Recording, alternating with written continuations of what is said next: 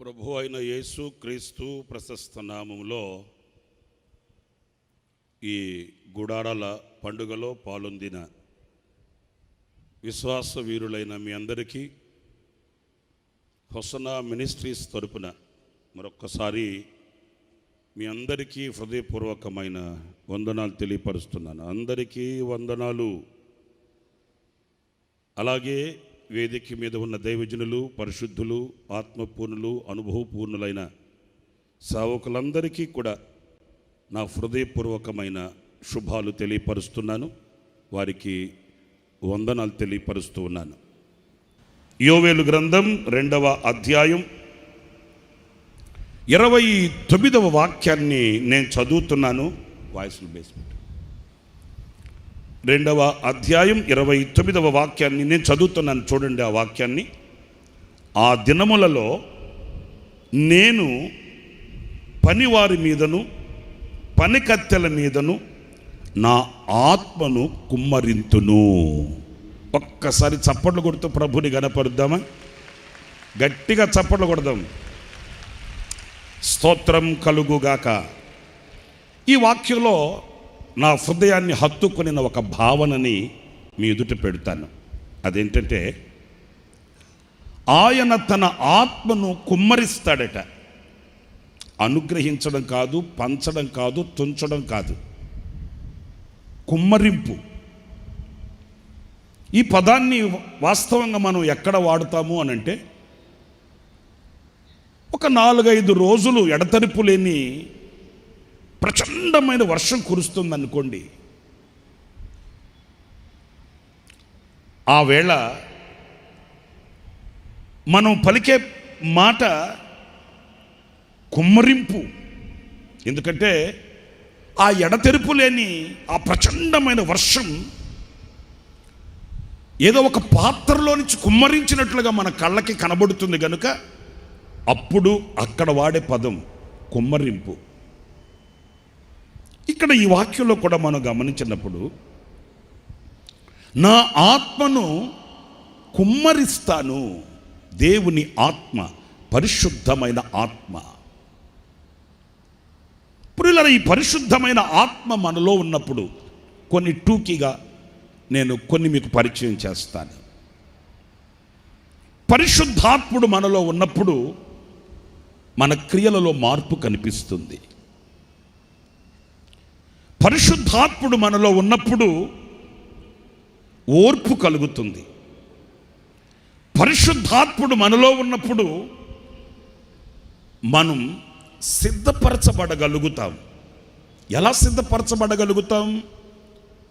మన ప్రియుడైన యేసయ్యకి, మన ప్రాణ ప్రియుడైన యేసయ్యకు ఎలా ఇష్టకరముగా మనము ఉండాలనో, ఎలా మలచబడి మార్చబడితే ఆ ప్రియునికి ప్రీతికరముగా మనం మలచబడగలుగుతామో ఆ రీతిగా పరిశుద్ధాత్ముడు మనలో ఉండి పరిశుద్ధ నీతి వస్త్రాలతో ఆయన మనల్ని అలంకరించి చిట్ట చివరకు మన ప్రాణప్రియుడైన యేసయ్య ఆయన ఆర్భాటముతోనూ ప్రధాన దూత శబ్దముతోనూ దిగివచ్చిన వేళ ఆయనకి మనల్ని ఒక సార్వత్రికమైన సంఘంగా, పెళ్లి కుమార్తె వధువుగా మనల్ని ఈ పరిశుద్ధాత్ముడు అప్పగిస్తాడు. పరిశుద్ధాత్మ అనుభవము ఏదో ఆనందించడానికి మాత్రమే కాదండి. పరిశుద్ధాత్మ అనుభవం ఏదో సంతోషించి గంతులు వేస్తూ పరవశించి పరవళ్ళు త్రొక్కడానికి మాత్రమే కాదండి. మనలో కలిగే ఒక ప్రక్రియ పరిశుద్ధాత్మని ద్వారా జరుగుతుంది. విశ్వాసములో నుంచి అధిక విశ్వాసములోనికి, పరిశుద్ధతలో నుంచి అధిక పరిశుద్ధతలోనికి, క్రీస్తుకు కలిగిన సమానమైన సంపూర్ణతకి పరిశుద్ధాత్ముడు మనల్ని నడిపిస్తాడు. సర్వసత్యములోనికి ఆయన మనల్ని తీసుకొని వెళ్తాడు. ఇలాంటి పరిశుద్ధాత్మ యొక్క కుమ్మరింపు ఆయన ఎవరి మీద కుమ్మరిస్తాడు అనేది ఈ రాత్రి మనం నేర్చుకోవలసిన పాఠం. ఎవరికి ఈ అనుభూతి కలుగుతుంది?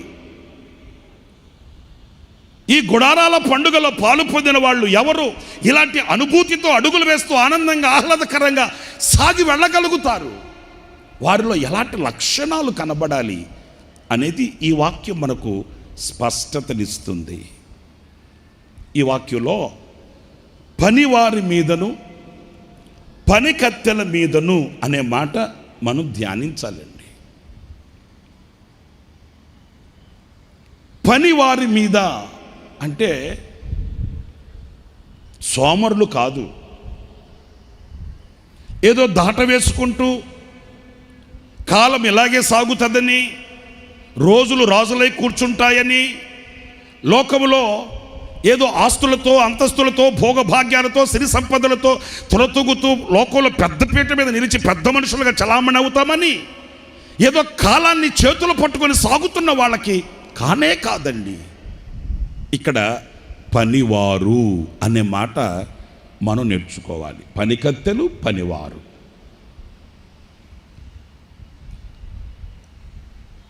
మరి పని అనేది మనం కలిగి ఉండాలి అన్నప్పుడు ఏ పని కలిగి ఉండాలి? మీరు లూకా సువార్త 10వ అధ్యాయం 2వ వాక్యంలో చక్కటి మాట చాలాసార్లు మీరు చదువుతుంటారు.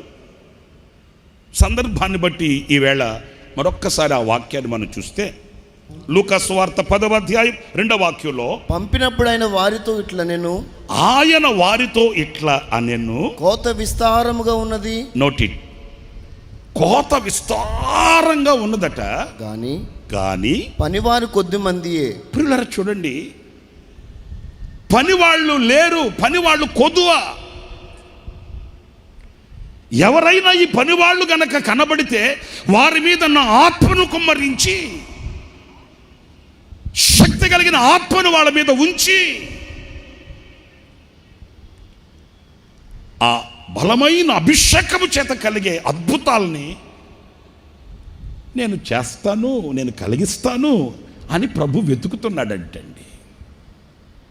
ప్రియులారా, ఒక మాట నేను మిమ్మల్ని అడుగుతాను. ఈరోజు పని వాళ్ళకి తక్కువేనా నిజంగానే? లేక ఆనాడు వ్రాసిన ఆ వాక్యం, ఆనాడు రాసిన ఆ మాట ఈనాటికి అది సరిపోదు అని ప్రక్కన పెడదామా అని అంటే కానే కాదండి. భూమి ఆకాశములు గతించిన ఆయన మాటలు గతించవు. అవి సర్వసత్యము, అవి అగ్నిలో పుటము వేయబడిన వాక్కు మాటలు. పనివారు కొదువ. కానీ ఈ రోజున మనం ప్రపంచంలో లోకంలో చూస్తే మన కంటికి పనివాళ్ళు ఎక్కువగానే కనిపిస్తున్నారండి. ఒకప్పుడు ఒకవేళ కొద్దువ అంటే మనం నమ్మశక్యంగా ఉండేదేమో, కానీ ఈనాడు ప్రపంచంలో ఎటు వెళ్ళినా ఎక్కడ చూసినా మన కంటికి అధికంగానే కనిపిస్తున్నారు పనివారు. నేను మీకు ఒక చిన్న విషయం చెప్తాను. నేను ఒక పల్లెటూరులో పుట్టి పెరిగిన వాడిని. సంవత్సరానికి ఒకసారి మా ఊర్లో స్వార్థ కూడికలు ఏర్పాటు చేసుకునేవాళ్ళు, ఊరు మొత్తం కలిసి. దానికి మా పెద్దలు ఏ ఊర్లో గొప్ప దైవజనులు, గొప్పగా వాడబడే వాళ్ళు ఉన్నారు అని వెతికి వెతికి వెతికి చక్కగా వాక్యం చెప్పగలిగిన వాళ్ళని పిలిపించి ఒక 3 రోజుల పాటు మా ఊర్లో సభలు ఏర్పాటు చేసేవాళ్ళు. ప్రియులారా, నేను అనుభవించాను కనుక చెప్తున్నా. ఆ 3 రోజులు మా ఊర్లో ఎలా ఉండేదంటే ఇలాగే ఉండేది. ఇదిగో ఇలాగే ఉండేది. ఊరు మొత్తం కలిసి వచ్చి ఊరు మొత్తం పండుగ. ఎందుకంటే మరలా మాకు వాక్యం దొరికేది సంవత్సరానికి, మరలా ఈ రీతిగా కూడికలు జరిగేది సంవత్సరానికి. అప్పటికి ఎవడుంటాడో ఎవడు పోతాడో కూడా తెలియదు.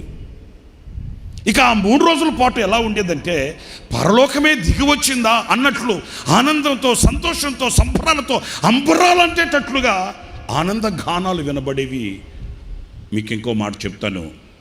ఆ 3 రోజుల పాటు మాకు వాక్య పరిచర్య చేసి వెళుతున్న దైవజనులు ఆ బస్ స్టాప్ దగ్గరికి వెళ్ళి బస్సు ఎక్కి వెళ్ళిపోతున్నప్పుడు మా ఊర్లో వాళ్ళందరూ ఆ బస్ స్టాప్ దాకా వచ్చి ఆ దైవజనుడు వెళ్ళిపోతుంటే చిన్న పిల్లలు ఏడ్చినట్లుగా ఏడ్చేవాళ్ళండి.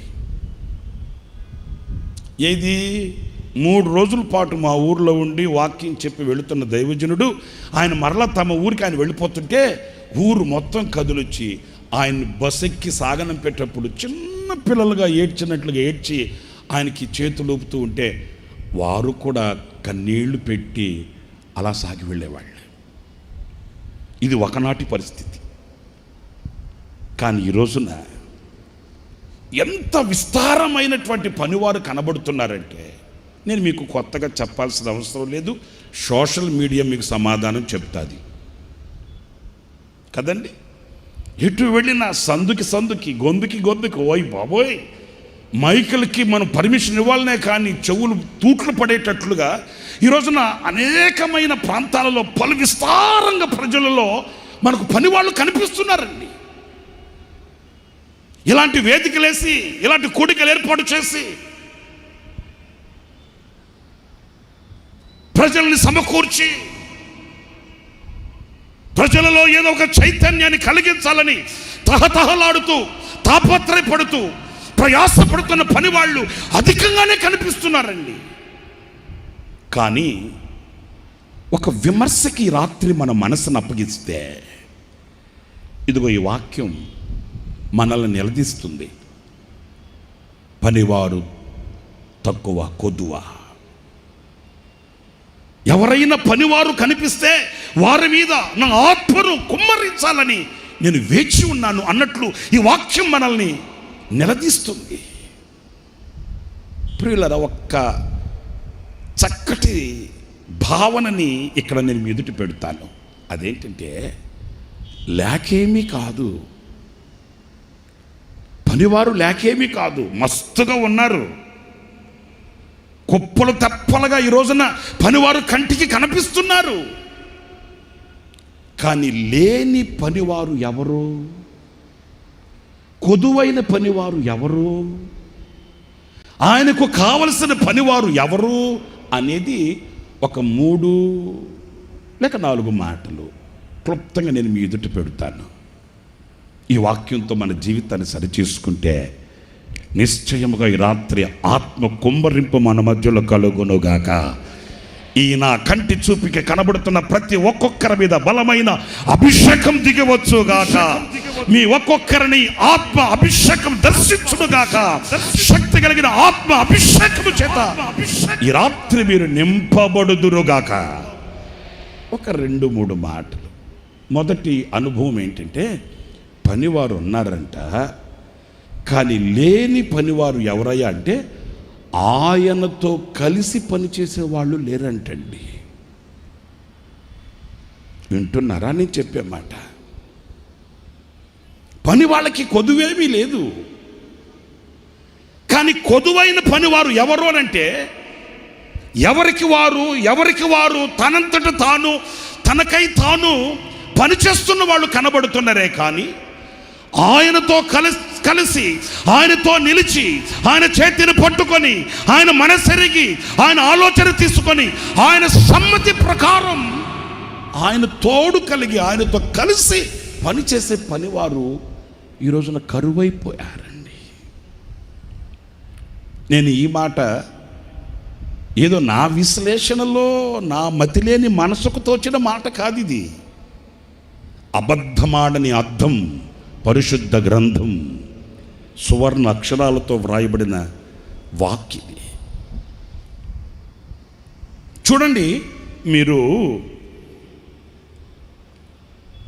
హగ్గై గ్రంథం 2వ అధ్యాయం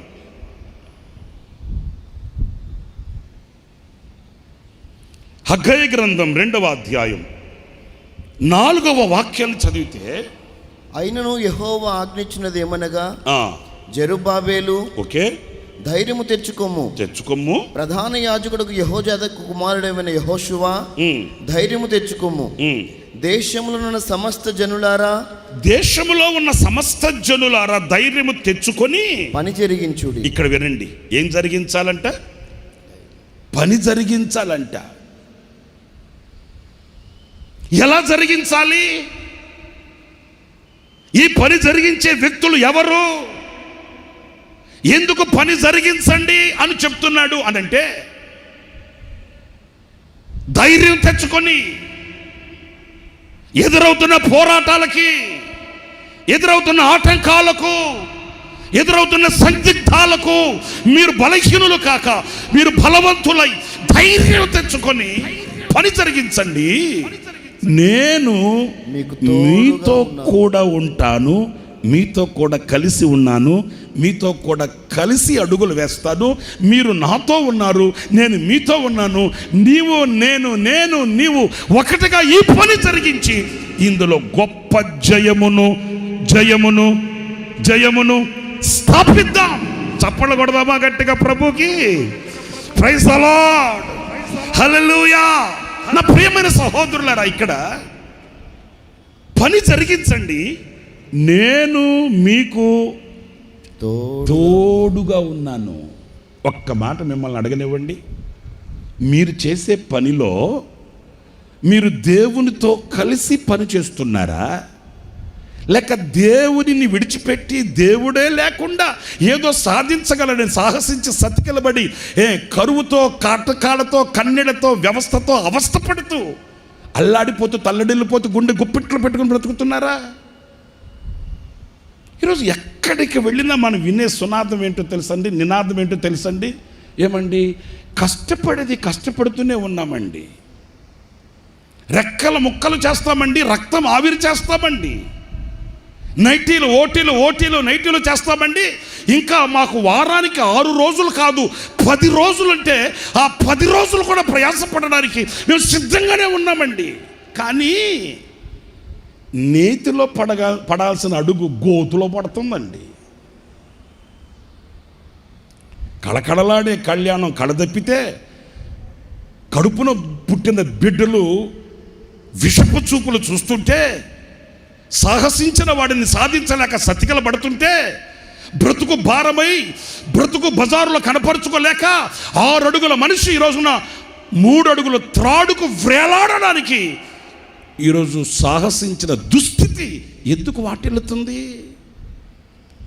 ఈ మాటలు వింటున్న మీరందరూ ఆలోచనలోకి రావాలి.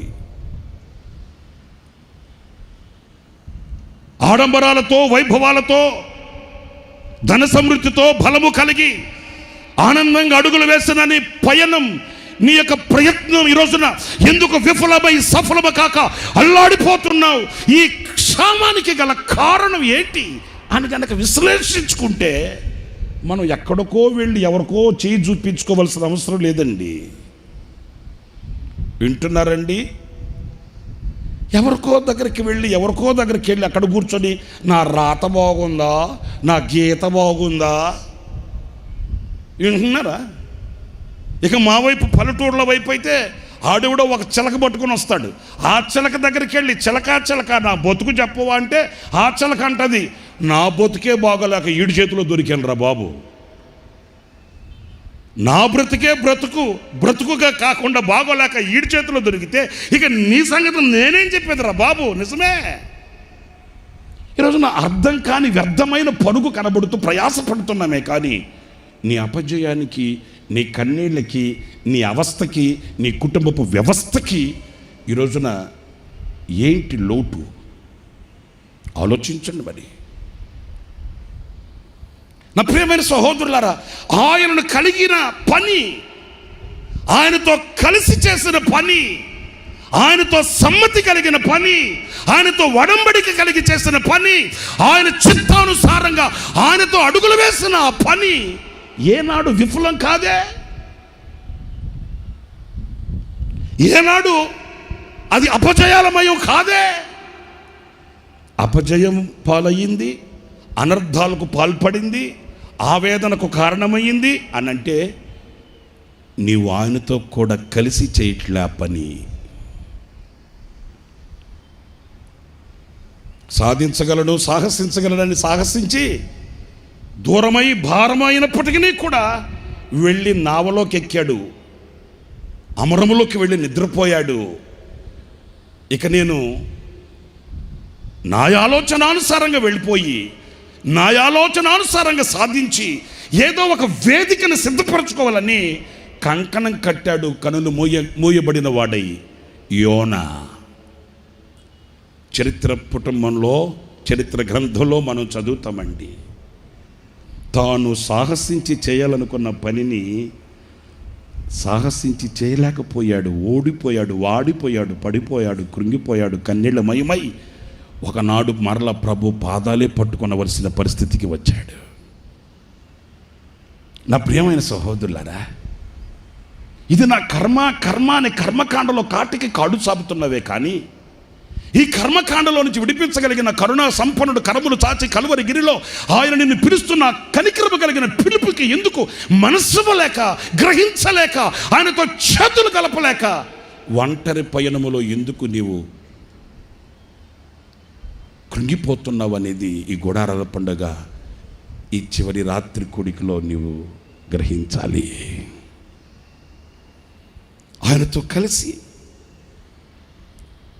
ఒకసారి ఫిలిస్తీయులు ఇశ్రాయేలీయుల మీద దండెత్తారండి. చరిత్రలో మనం చదువుతాం. ఇవన్నీ మనం చదువుకునే పాఠ్యాలే, మనం చదువుకుంటున్న లేఖనాలే. కానీ మన జీవితానికి వాక్యాన్ని సరిపోల్చుకొని సరిచూసుకొని కనుక బ్యారేజ్ వేసుకోగలిగితే మన బ్రతుకు బట్టబయలవుతుందండి. ఓ ఫిలిస్తీయులు ఒకసారి ఇశ్రాయేలీయుల మీద దండెత్తారు. ఆనాడు దావీదు రాజుగా ఉన్నాడు. ఈ దావీదుకి ఒక ఆలోచన వచ్చిందండి. ఏంటి సమస్య? ఇది ఒకనాటి సమస్య కాదే, పలుమార్లు రిపీట్ అవుతుంది ఈ సమస్య.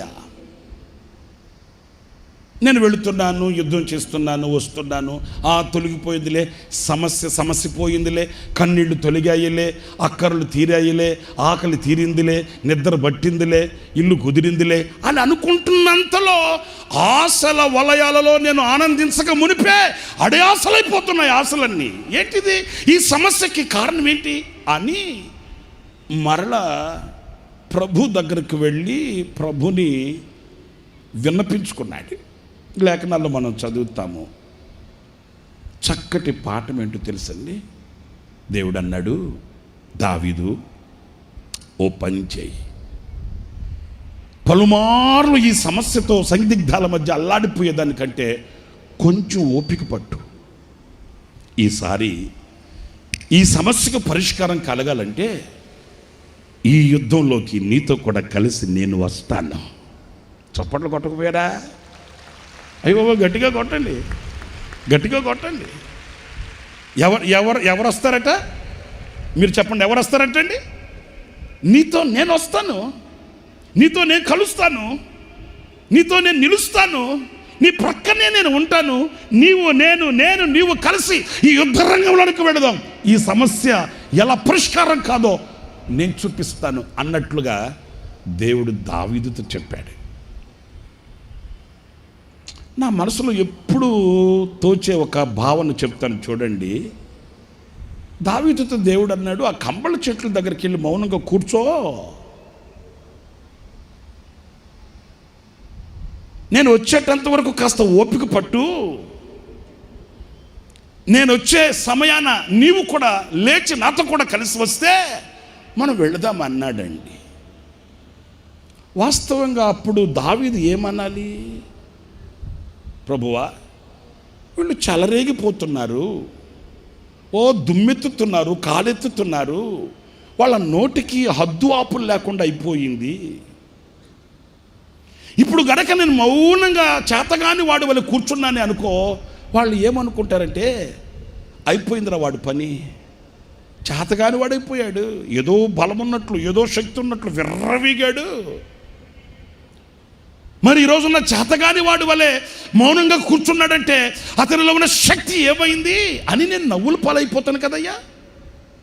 అయినా ఒక చిన్ని రాతితో ఈ ఫిలిస్తీయుల సర్దార్ని హతమార్చిన వాడిని, ఒకప్పుడు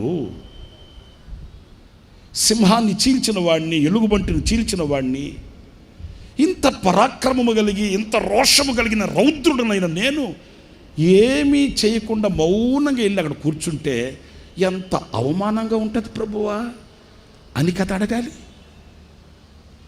ప్రియులారా, మనం నేర్చుకోవలసిన చక్కటి పాఠం ఏంటంటే దావీదు ఇలాంటి మాటలు ఏవి కూడా మాట్లాడలేదండి. ఎందుకంటే దావీదు మనసులో ఒక ఆశ, ఇంతవరకు నేను ప్రయాసపడ్డాను, ఇంతవరకు నేను కష్టపడ్డాను, ఇంతవరకు నేను చెమటూర్చాను, ఇంతవరకు నా వ్యయ ప్రయాసలు పడి నేను చేశాను.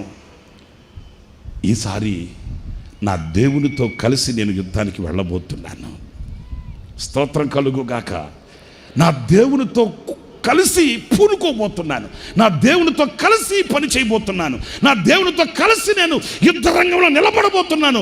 ఈనాడు కలిగే ఆ జయం నేను చూడాలి అనే ఆశ అతని గుండెలో రగిలింది. అంతే, మౌనంగా వెళ్ళి ఆ కంబళ చెట్ల కింద కూర్చుండిపోయాడు. చరిత్రలో మనం చదివితే, ప్రియులారా, దేవుడు కదలి వచ్చాడు. స్తోత్రం కలుగుగాక. దావీదు కదలి వెళ్ళాడు. దావీదు, దేవుడు, దేవుడు, దావీదు, వీళ్ళ ఇద్దరు కలిసి యుద్ధ రంగంలో అడుగు పెడితే జరిగిన వినూత్నమైన విజయం ఎలా ఉందో తెలుసండి. చూడండి పరిశుద్ధ గ్రంథంలో, దినవృత్తాంతాల మొదటి గ్రంథం 14వ అధ్యాయం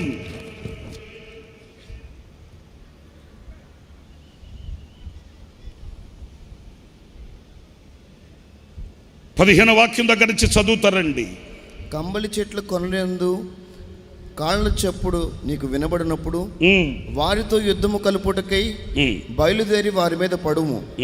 ఆ చప్పుడు వినబడినప్పుడు ఫిలిష్తీయుల దండు హతము చేయుటకై దేవుడు నీకు ముందుగా బయలు వెళ్ళి ఉన్నాడని తెలుసుకున్నామని సెలవిచ్చాను. ఓకే, దేవుడు తనకు సెలవిచ్చిన ప్రకారం, దేవుడు తనకు సెలవిచ్చిన ప్రకారం, ప్రియులారా, ఆ మాట వినాలి మీరు. దేవుడు తనకి ఏమైతే సెలవిచ్చాడో ఆ మాట ప్రకారము దావీదు చేయగా, దావీదు, అక్కడే ఉందండి కీలకమైన ఆశీర్వాదం. ప్రియులారా, ఏదో నేను చేయగలను, నేను వెళ్ళగలను, నేను ఉండగలను, నేను సాధించగలను అని ఉద్రేకాలతో వెళ్ళిపోవడం కాదు, ఏదో మనశ్శక్తి మీద మనం ఆధారపడడం కాదండి.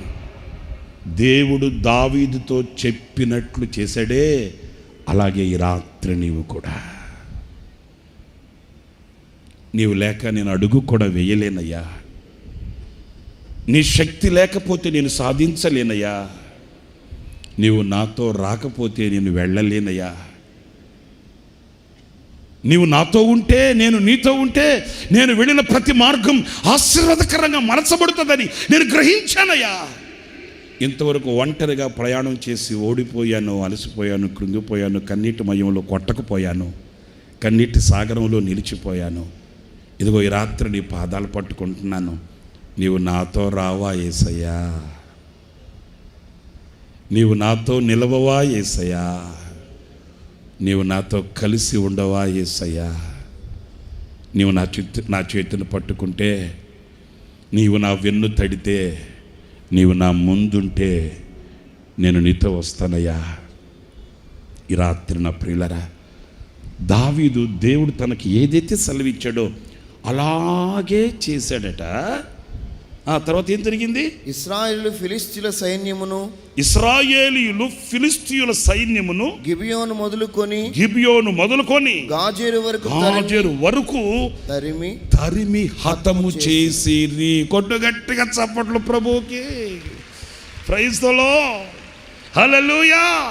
నా ప్రియమైన సహోదరులారా, ఇంతవరకు మిమ్మల్ని ఏలుబడి చేస్తున్న కన్నీళ్లే కానివ్వండి, ఇంతవరకు మిమ్మల్ని వేధించి బాధిస్తున్న సమస్యలే కానివ్వండి, మిమ్మల్ని చూసి పారిపోయి మీరు వాటిని తరిమి వాటిని పారద్రోలగలిగిన శక్తివంతులు కావాలంటే ఈ రాత్రి నా దేవుడు, మన దేవుడు మీతో కూడా నిలవాలి.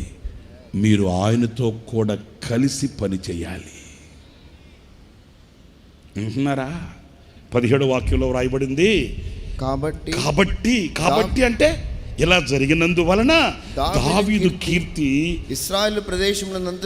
ఇశ్రాయేలీయుల దేశమంతటా ప్రసిద్ధి అయిందంట. యెహోవా అతని భయం, దావీదు యొక్క భయము అన్యజనులందరికీ కలుగు చేశాడంట. స్తోత్రం చెప్పండి, స్తోత్రం చెప్పండి. ఈరోజు మీ ఇంట్లో ఉండే బొచ్చుకొక్క మీ మాట వినట్లే. ఎందుకని? మీరు వీధుల్లో వెళుతుంటే మిమ్మల్ని చూసి కనుసైగలు ఎగరేసుకుంటున్నారు. మీరు సంఘంలో నిలబడి సాక్ష్యం చెప్తుంటే పెదాలు విరుస్తున్నారు. మీరు సమాజంలో బైబిల్ పట్టుకుని భక్తిగా బజార్లో కనబడుతుంటే మీకు ఏమాత్రం విలువ కలగట్లే. కారణం ఎందుకని అనంటే ఆయనతో కూడా కలిసిన బ్రతుకు కాదు గనుక, ఆయనతో నీవు లేవు గనుక నిన్ను కప్పి ఉన్న ఆ అపజయాలు నిన్ను నవ్వుబాట్లు చేసి నవ్వులు పాలు చేసి నడివీధిలో నిలబెడుతున్న సంగతి వాస్తవం కాదంటారా? ఈ రాత్రి నా ప్రియులారా, నువ్వు ఎవరితో కలిసి పనిచేస్తున్నావు? నీ స్నేహితులతోనా? నన్ను చూడండి. నీ స్నేహితులతోనా? ధనబలం భుజబలం కలిగిన వారితోనా? కొంతమంది ప్రార్థన చేయడానికి వచ్చి అడుగుతుంటారు, అన్నయ్య నేను మా ఫ్రెండ్ ఇద్దరం కలిసి పార్ట్నర్గా ఈ వ్యాపారం చేయాలనుకుంటున్నాను అన్నయ్య. అలా అంటారండి. కానీ ఏనాడైనా యేసయ్యా నీవు నేను, నాతో నీవు, నీతో నేను కలిసి వ్యాపారం చెయ్యాలయ్యా, ఏనాడైనా మోకరించావా సహోదరుడా? నేను నా స్నేహితుడు, నేను ఇదిగో నా కోలీగ్, మేమిద్దరం కలిసి ఈ ప్రాజెక్ట్ వర్క్ చేయాలనుకుంటున్నాం అని ఆశిస్తున్నావే, కానీ నా దేవుని శక్తి కలిగిన హస్తం నాకు తోడుగా ఉండాలి, ఆయనే నా కొరకు దిగి రావాలి, నా ప్రక్కన నిలవాలి, ఆయనతో కలిసి ఈ పని చేయాలని ఏనాడైనా కన్నీళ్లు కార్చి ప్రార్థించిన ఆనవాళ్ళు ఉన్నాయా సహోదరుడా?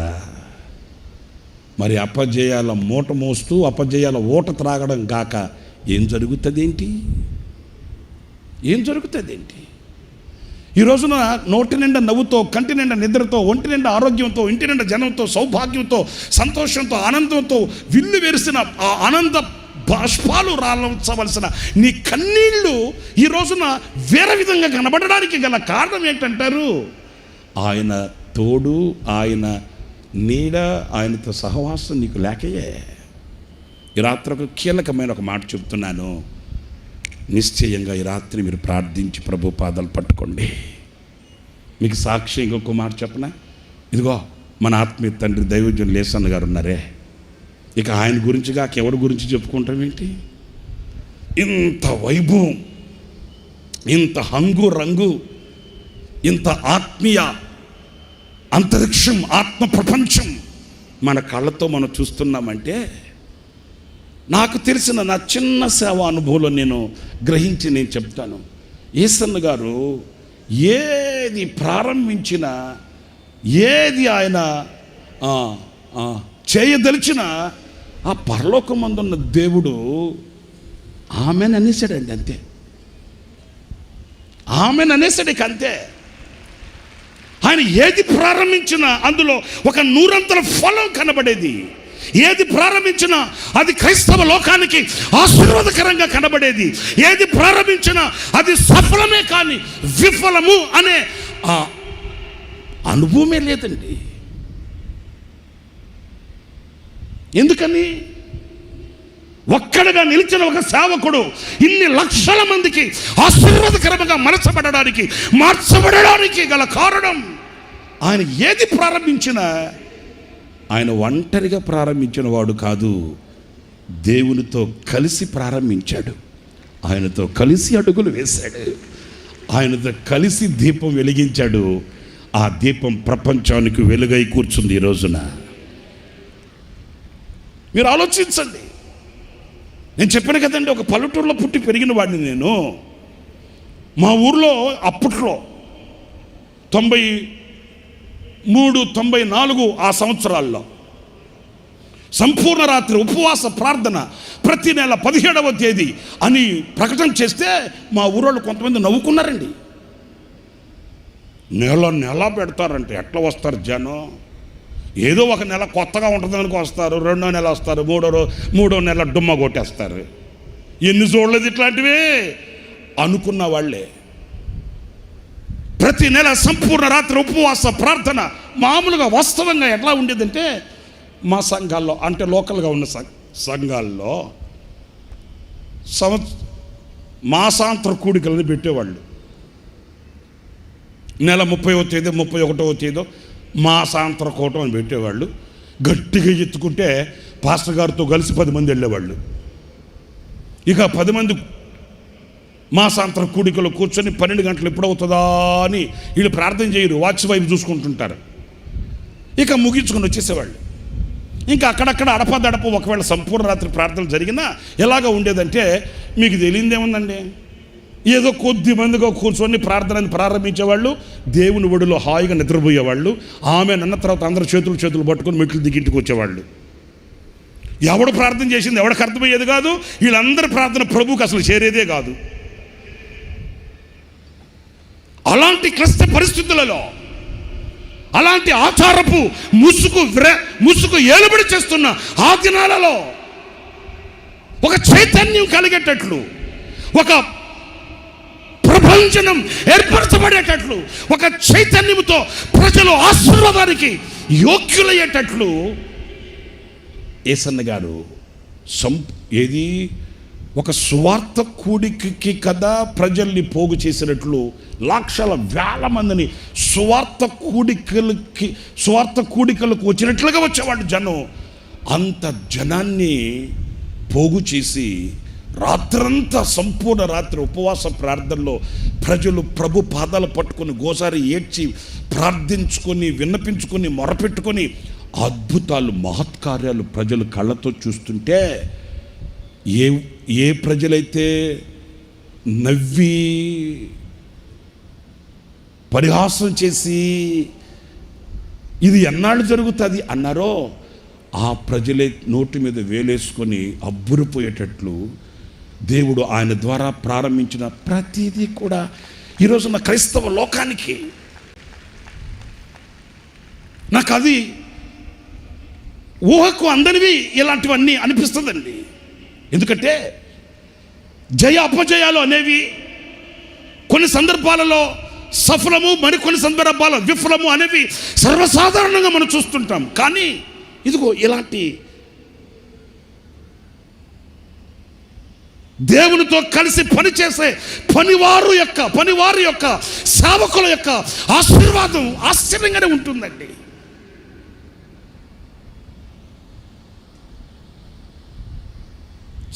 క్రొత్త సంవత్సరంలోకి వెళ్ళే ముందు వింటున్నట్టు నటిస్తున్నారా?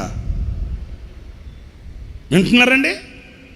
కొత్త సంవత్సరంలోకి వెళ్ళే ముందు ఒక కొత్త పాట పాడుకుంటూ క్రొత్త గీతం పాడుకుంటూ కొత్త సంవత్సరంలోకి స్థుతించుకుంటూ వెళదామని ఆయన మొట్టమొదటగా ఒక కొత్త పాట రాసుకుని కొత్త పాట పాడుకుంటూ కొత్త సంవత్సరంలోకి వెళదామని ప్రారంభించాడా? ఈరోజు కొత్త పాట లేని కొత్త సంవత్సరం ఏంటో ఒకటి చెప్పండి చూద్దాం. కొత్త పాట లేని కొత్త సంవత్సరం ఒకటి చెప్పండి. ఓ కొత్త పాట పాడుకుంటూ ఆనందంగా ఆయన కొత్త సంవత్సరంలో ఆరాధించుకుంటూ ప్రభుకు ఒక కొత్త పేరు పెట్టుకొని ఆయన అడుగు పెట్టడం, ఆయన ఆనాడు ప్రారంభించిన ఆ ఆశీర్వాదకరమైన ఆ పరిచర్య ఈరోజు క్రైస్తవ లోకాన్ని అలుముకుంది.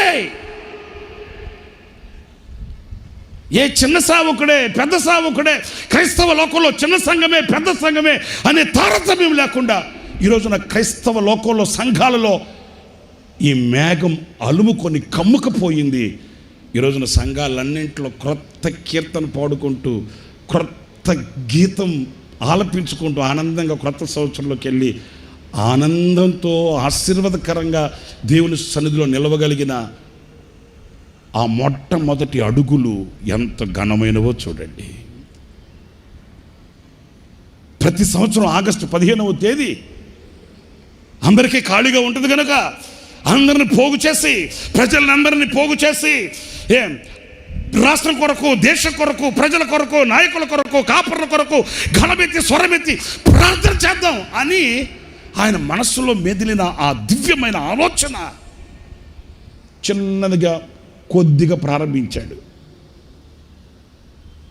ఆ ఆగస్టు 15వ తేదీ ప్రారంభంలో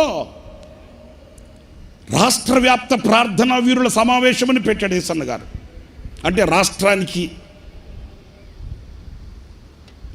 సరిపడేటట్లు అన్నట్లు రాష్ట్ర వ్యాప్త ప్రార్థనా వీరుల సమావేశం అని పెట్టి ప్రజల్ని పోగు చేసి దేశ క్షేమం కొరకు, ప్రజల కొరకు, నాయకుల కొరకు, కాపర్ల కొరకు, సంఘాల కొరకు, సంక్షేమం కొరకు చేతులెత్తి ప్రార్థన చేస్తుంటే నా కళ్ళతో నేను చూశానండి. నాయకులు, రాజకీయ నాయకులు ప్రార్థన చేయించుకోవడానికి ఆ ప్రార్థనా వీరుల సమావేశ కూడికకు వచ్చి ఆ నాయకుల నోట వచ్చిన ఒక మాట చెప్పనా, ఎందరో నాయకులు, సేవకుల్ని చూసాము, ఎన్నో సంఘాలను చూసాము. ఈవేళ ఈ స్వతంత్ర దినోత్సవ శుభ సందర్భాన ఇన్ని లక్షల మందిని పోగు చేసి దేశం కొరకు, రాష్ట్రం కొరకు, నాయకుల కొరకు, కాపర్ల కొరకు ప్రార్థన చేసే ఒక పనివాడిని ఇప్పుడే మేము కొత్తగా చూస్తున్నామండి అని నాయకుల నోట ప్రశంసించబడిన ఒక పనివాడు మన ఆత్మీయ తండ్రి దైవజనులు యేసన్న గారండి. ఈ రోజున అదే ప్రార్థన వీరుల సమావేశమే కానివ్వండి, రాష్ట్రాలలో అక్కడక్కడ ప్రార్థన సమూహాలుగా కూడుకొని రాష్ట్రం, దేశం కొరకు చేతులెత్తి ప్రార్థన చేసే ఒక ప్రార్థన ఆత్మ కానివ్వండి. ఇవన్నీ నేను ఎందుకు చెప్తున్నాను?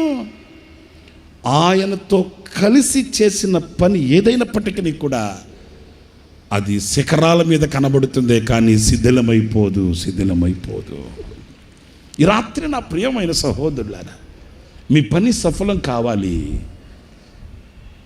నీవు ఆశీర్వాదకరంగా నిలవాలి, నువ్వు ప్రారంభించే ప్రతిదీ కూడా 100 ఫలాన్ని నీకు ఇవ్వాలి. నువ్వు నాటిన మొక్కే కానీ, చేస్తున్న పనే కానీ, నువ్వు ప్రారంభిస్తున్న ఏదైనప్పటికీ కూడా అది దీవెనకరంగా, ఆశీర్వాదకరంగా మార్చబడాలి అని అనుకుంటే నీవు దేవునితో కూడా కలిసి పనిచేసే పనివాడివి కావాలి.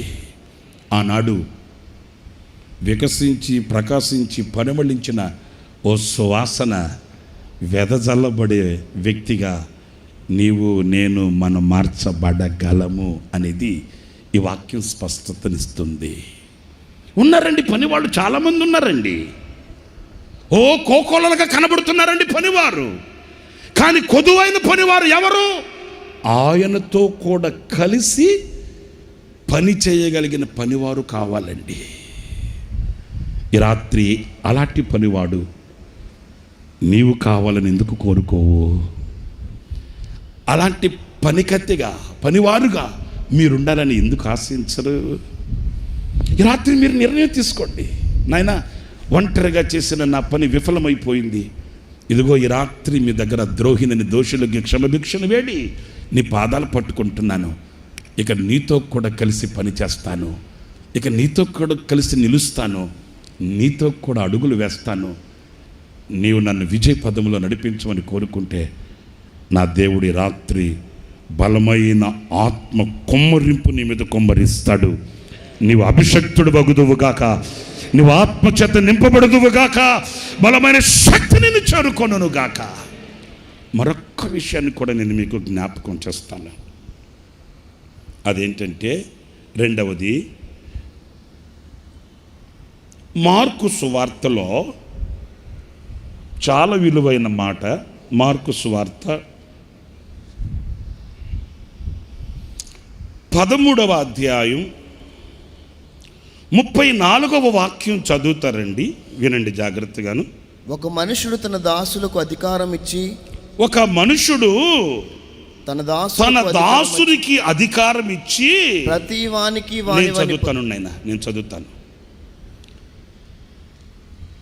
ఒక మనుష్యుడు అంటే ఒక యజమానుడు అనుకోండి, తన దాసునికి అధికారం ఇచ్చి ప్రతి వానికి వాని పని నియమించి మెలకువగా నుండుమని ద్వారపాలకునికి ఆజ్ఞాపించి ఇల్లు విడిచి దేశాంతరము పోయినట్టే.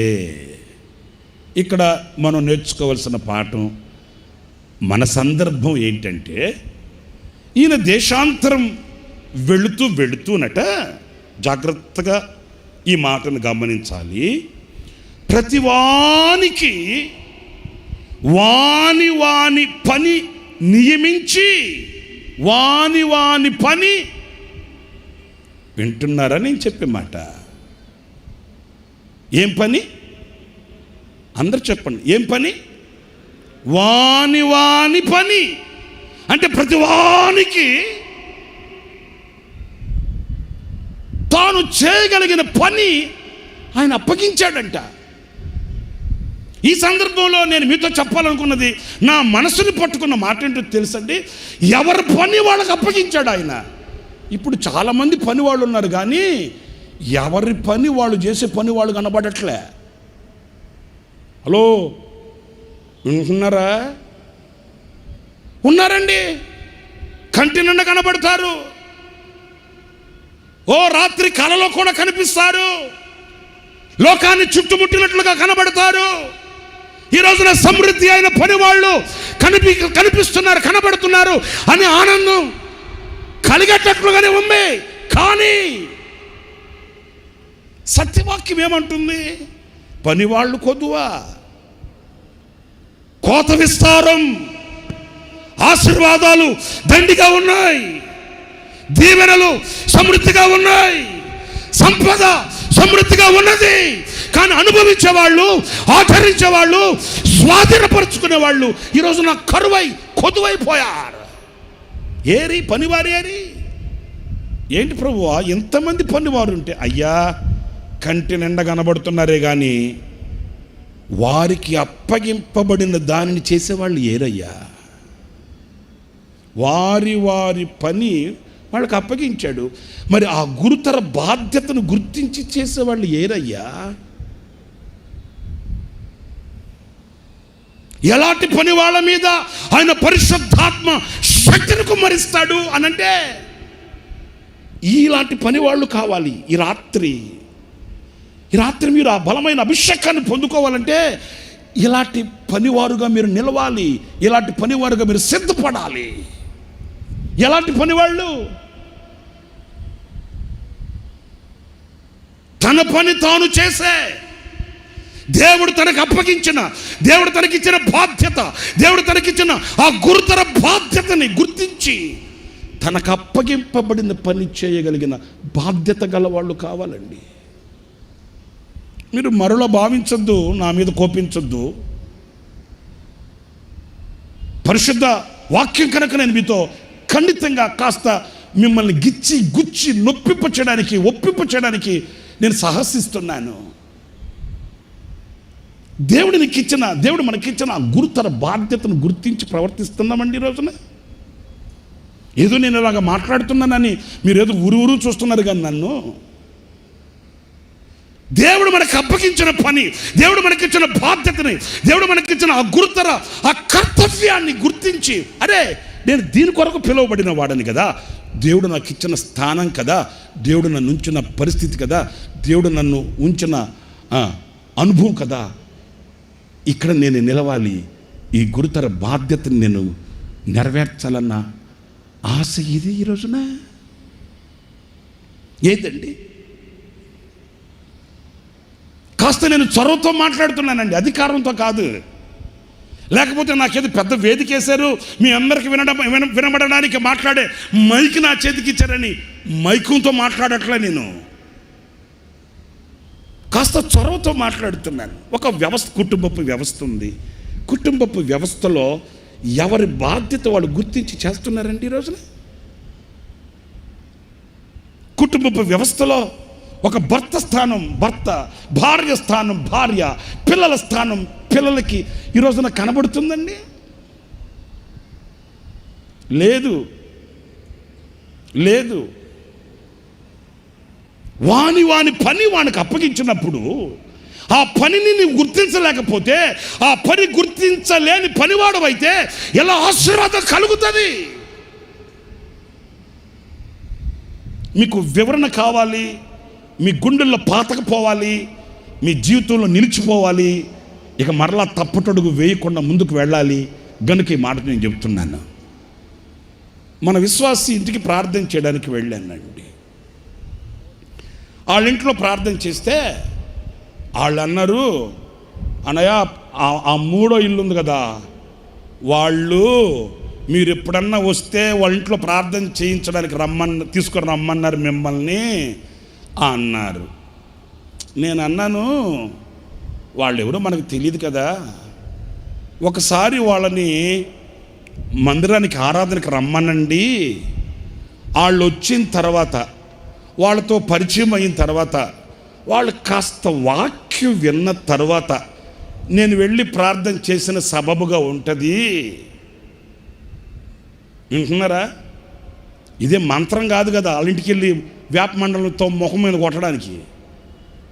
వాళ్ళు వాక్యం వినివ్వండి, ఒకసారి మందిరానికి రమ్మనండి. కాస్త వాళ్ళు దేవుని వాక్యం విన్న తర్వాత వాళ్ళలో కొంచెం విశ్వాసం కలిగిన తర్వాత అప్పుడు నేను ప్రార్థన చేస్తే వాళ్ళ విశ్వాసము వాళ్ళని విజయవంతంగా నడిపిస్తుంది కదా. ఇప్పుడు నేను వెళ్ళి నేనేం చేసేది అట్లా అంటే వీళ్ళు ఒప్పుకుంటారా?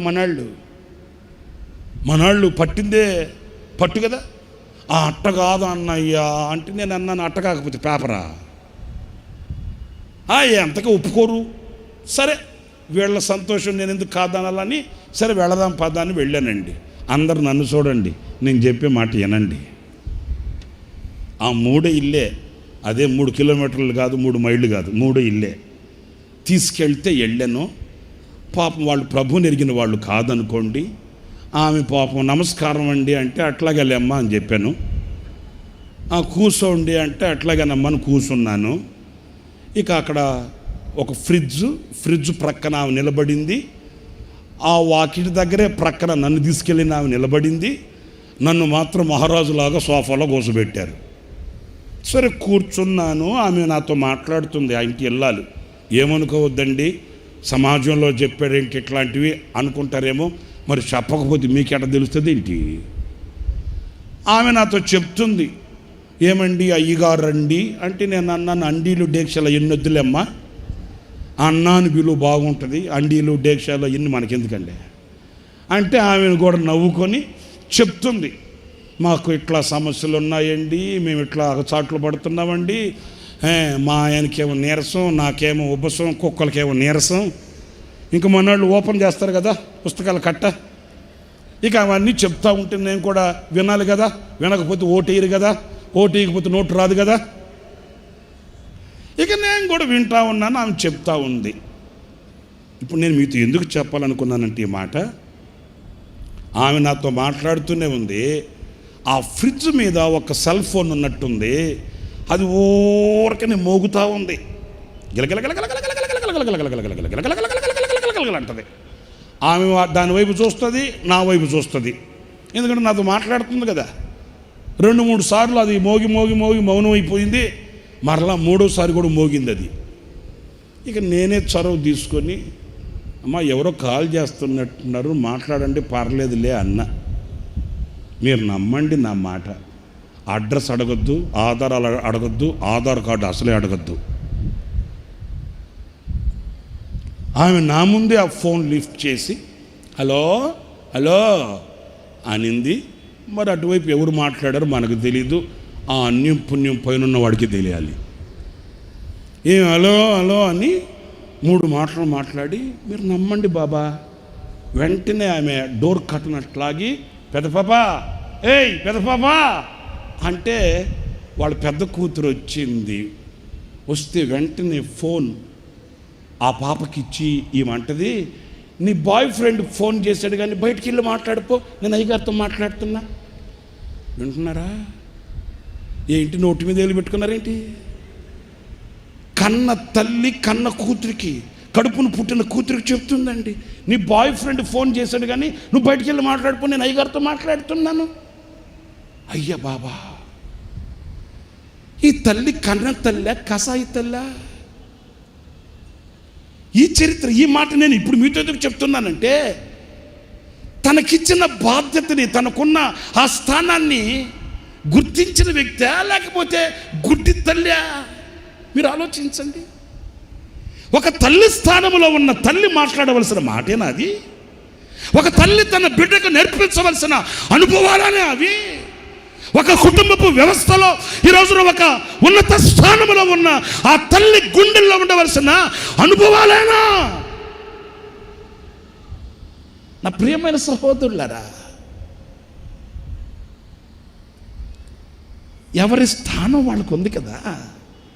ఆ స్థానాల్లో ఏ స్థితిలో ఉన్నాం?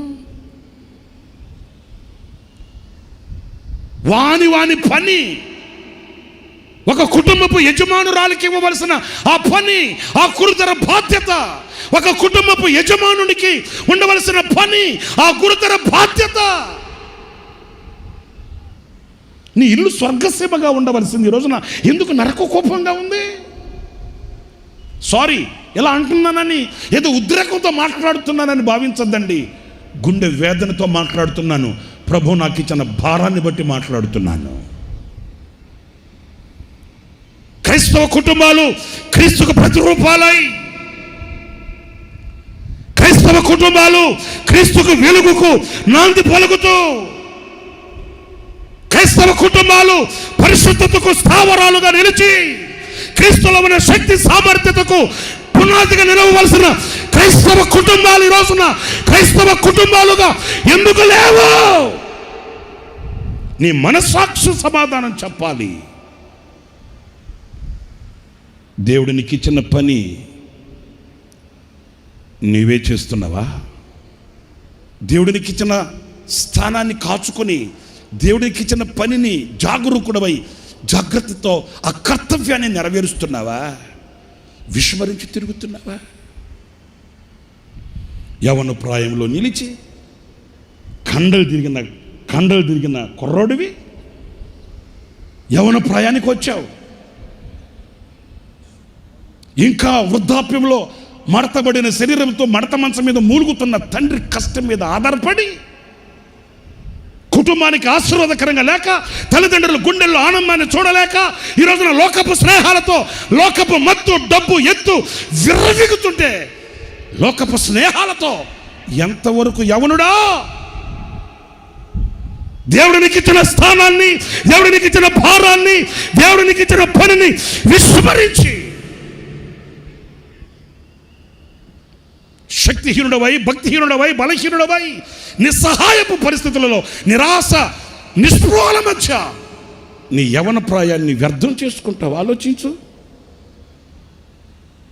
వాని పని, యవనుడా నీ పని.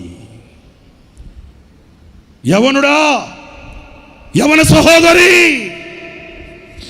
దేవుడు నీకు ఇచ్చిన ఆ గురుతర బాధ్యతని, ఆ కర్తవ్యాన్ని ఎంతవరకు నువ్వు నెరవేర్చగలుగుతున్నావు?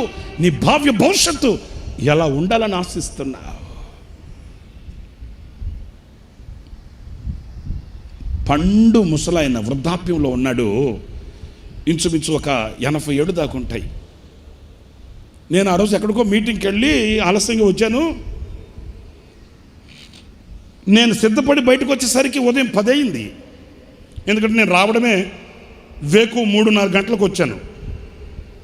కాస్త పడుకొని నిద్రపోయి విశ్రాంతి తీసుకొని 10 గంటలకి నేను డోర్ తీసి బయటకు వస్తే నా గది ముందే పండు ముసలాయన 87 దాకా ఉంటాయండి. అలాగా కుర్చీలో కూర్చొని మాంసపు ముద్దలాగా కూలబడి ఉన్నాడు. నేను డోర్ తీయగానే వచ్చి తిన్నగా 4 అడుగులు వేసి ఆయన దగ్గరికి వెళ్ళి ఆయన అలా తట్టి అడిగాను, పెద్దయ్యా ఏంటి ప్రార్థన చేయాలనా అన్నాను. ప్రియులారా, నా తల్లిదండ్రులుగా భావించి చెప్తున్నాను ఈ మాట. ఆయన అలా మెల్లగా తలెత్తి నన్ను చూసి బోర్ నేడ్చాడండి. ఆ వృద్ధాప్యంలో ఉన్న తండ్రి. నేను అన్నాను భుజం మీద చేసి, ఏమైంది, ఎవరు మీరు అట్లా అంటే, ఇప్పటికీ నా గుండె ద్రవిస్తుందండి ఆ మాట చెబుతుంటే. గడగడ వణికిపోతూ అన్నాడు, అయ్యా ముందు నాకు అంతేమైనా పెట్టించయ్యా, కొంచెం తిని దడాగితే అప్పుడు మాట్లాడతాను నీతో. అయ్యా అంతేమన్నా పెట్టించయ్యా, నాకు ఆకలిగా ఉంది, వణుకొచ్చేస్తుందయ్యా. అట్లా కన్నీళ్ళు పెట్టాడండి. ఆ వృద్ధాప్యంలో, ఆ ముసలితనంలో ఆకలి బాధ తట్టుకోలేక, అడుక్కునేది చేతకాక గజగజ వణికిపోతున్న తండ్రిని చూసి నా గుండె ద్రవించింది. వెంటనే నేను నాతో ఉన్న బ్రదర్ని పిలిచి, రేయ్ మెస్లోకి వెళ్ళి అక్కోళ్ళని అడిగి కొంచెం అన్నం తీసుకొచ్చి నీకు పెట్టరా ముందు అట్లా అంటే, నేను అప్పుడు ఉండవల్లి సెంటర్లో సేవ చేస్తున్నాను. ఈ కోటీశ్వరమ్మ తల్లి ప్రభు దగ్గరికి వెళ్ళింది కదా, ఆ తల్లి ఉంది. అప్పుడు ఆ తల్లిని పిలిపించి ఆ తల్లితో అన్నాను, కోటేశ్వరమ్మ తల్లితో, అమ్మా ఆ పెద్ద ఆయన ఎవరో వచ్చారు, కళ్ళు తిరుగుతున్నాయి, వణికిపోతున్నాడు, కళ్ళు తిరుగుతున్నాయి అంటున్నాడు, ఏదైనా ఉంటే ముందు అంత తీసుకొచ్చి ఆయనకి పెట్టిస్తామమ్మా, కొంచెం ఏదైనా ఉంటే పెట్టండి అన్నాను. ఆ తల్లి అంత అన్నంలో పప్పుచారు వేసి ఇచ్చింది. నా కళ్ళతో నేను చూశానండి, ఇప్పటికీ నా కళ్ళ ముందు నుంచి పోవు ఆ దృశ్యాలు. అంత అన్నం పప్పుచారేసి ఆయనకి ఇస్తే అంత అన్నాన్ని అలా కలిపేసుకొని 2-3 ముద్దలతో నోట్లో పెట్టుకొని మింగేసి కొట్ట నీళ్లు తాగి ఇంచుమించు 10 నిమిషాల తర్వాత నాతో మాట్లాడాడండి. నేను అన్నాను, ఎవరు మీరు, ఏంటి ఇలా వచ్చారు, ఏంటి ఇలా ఉన్నారు? ఆ తండ్రి ఏడుస్తూ అంటాడు, అయ్యా నేను R&Bలో ఒక మంచి ఆఫీసర్గా పనిచేసిన వాడిని, రిటైర్డ్ అయిపోయాను. ఆకలికి తట్టుకోలేక ఎక్కడ పడిపోతానో అని ఈ దారిని వెళుతూ చర్చి కదా, చర్చి వాళ్ళు ప్రేమ చూపిస్తారని, చర్చి వాళ్ళు హక్కును చేర్చుకుంటారని సాహసించి వచ్చి మిమ్మల్ని ఇబ్బంది పెట్టానేమో నాయనా, నన్ను క్షమించవా, నన్ను క్షమించయ్యా, నేను మిమ్మల్ని ఇబ్బంది పెట్టానేమో. అట్లాంటి నేను అన్నాను, తప్పు, అలా అనకండి, మీరు విషయం చెప్పండి. ఆయన ఏడుస్తూ చెప్తాడు, అయ్యా ఎవరి దగ్గరికి వెళ్ళి, ఒక ఎంప్లాయీని కదా, ఒక గవర్నమెంట్ ఉద్యోగిని కదా, బాగా బ్రతికినోడిని కదా, ఎవరి దగ్గరికి వెళ్ళి అడుక్కోవడం సిగ్గనిపించి ఏదో మీ దగ్గరకు వచ్చి అంత అన్నం అడిగానయ్యా. సరే పెద్దయ్యా, నీకు ఎవరు లేరా? అయ్యా నన్ను అర్థం చేసుకునే నా భార్య కాలం చేసింది, నన్ను బంగారులాగా చూసుకునే నా భార్య కాలం చేసిందయ్యా. మరి నీకు పిల్లలు ఎవరు లేరా? ఎందుకు లేరు నాయనా, 4 పిల్లలు ఉన్నారయ్యా, 4 కొడుకులను కన్నానయ్యా. మరి వాళ్ళు నేను చూసుకోరా, వాళ్ళు నిన్ను పట్టించుకోరా, వాళ్ళు నీతో లేరా? ఆ తండ్రి గుండెల్లో ఉన్న వేదనని ఏం చెప్తాడండి? ఆ తండ్రి ఏడుస్తూ అంటాడు, ఏం చెప్పుకున్నయ్యా, ఒకడున్నాడంటే వాడు రాజకీయ నాయకులతో తిరుగుతూ ఉంటాడు, ఇంటికి రాడు. ఇంకొకడున్నాడంటే వాడు ఎంతసేపటికి స్నేహితులతో వెళ్ళిపోతావు, వాడు ఎప్పుడు వస్తాడో నాకు తెలియదు. ఇంకొకడున్నాడు, 3వ వాడికేమో కాలు చేయి పని చేయదు, పోలియో జబ్బు. వాడికి అన్నీ నేనే చేయాలి. కన్న పుణ్యానికి నేను పోగొట్టుకోలేను కదయ్యా. ఈ వయసులో కూడా, ఈ స్థితిలో కూడా ఆ కాలు చేయి పని చేయి నా బిడ్డకి అన్నీ నేనే చేయాలయ్యా. ఆఖరి వాడు ఒకడున్నాడు, 4వ వాడిని కాళ్ళ ఏళ్ల పడి, నాయనా పెద్దోడు చూస్తే ఇంటి పట్టున్నాడు, ఆ 2వ చూస్తే కంటికి కనబడడు, 3వ పరిస్థితి చూస్తే ఇలా ఉంది.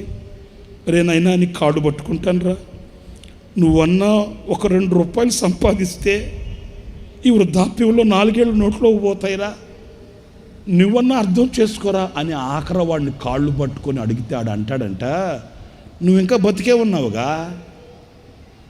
చూసారండి, జన్మనిచ్చిన తండ్రిని, నువ్వు ఇంకా బ్రతికే ఉన్నావుగా, నువ్వు చస్తే అప్పుడు నేను కష్టపడతాలే అంటాడంటండి.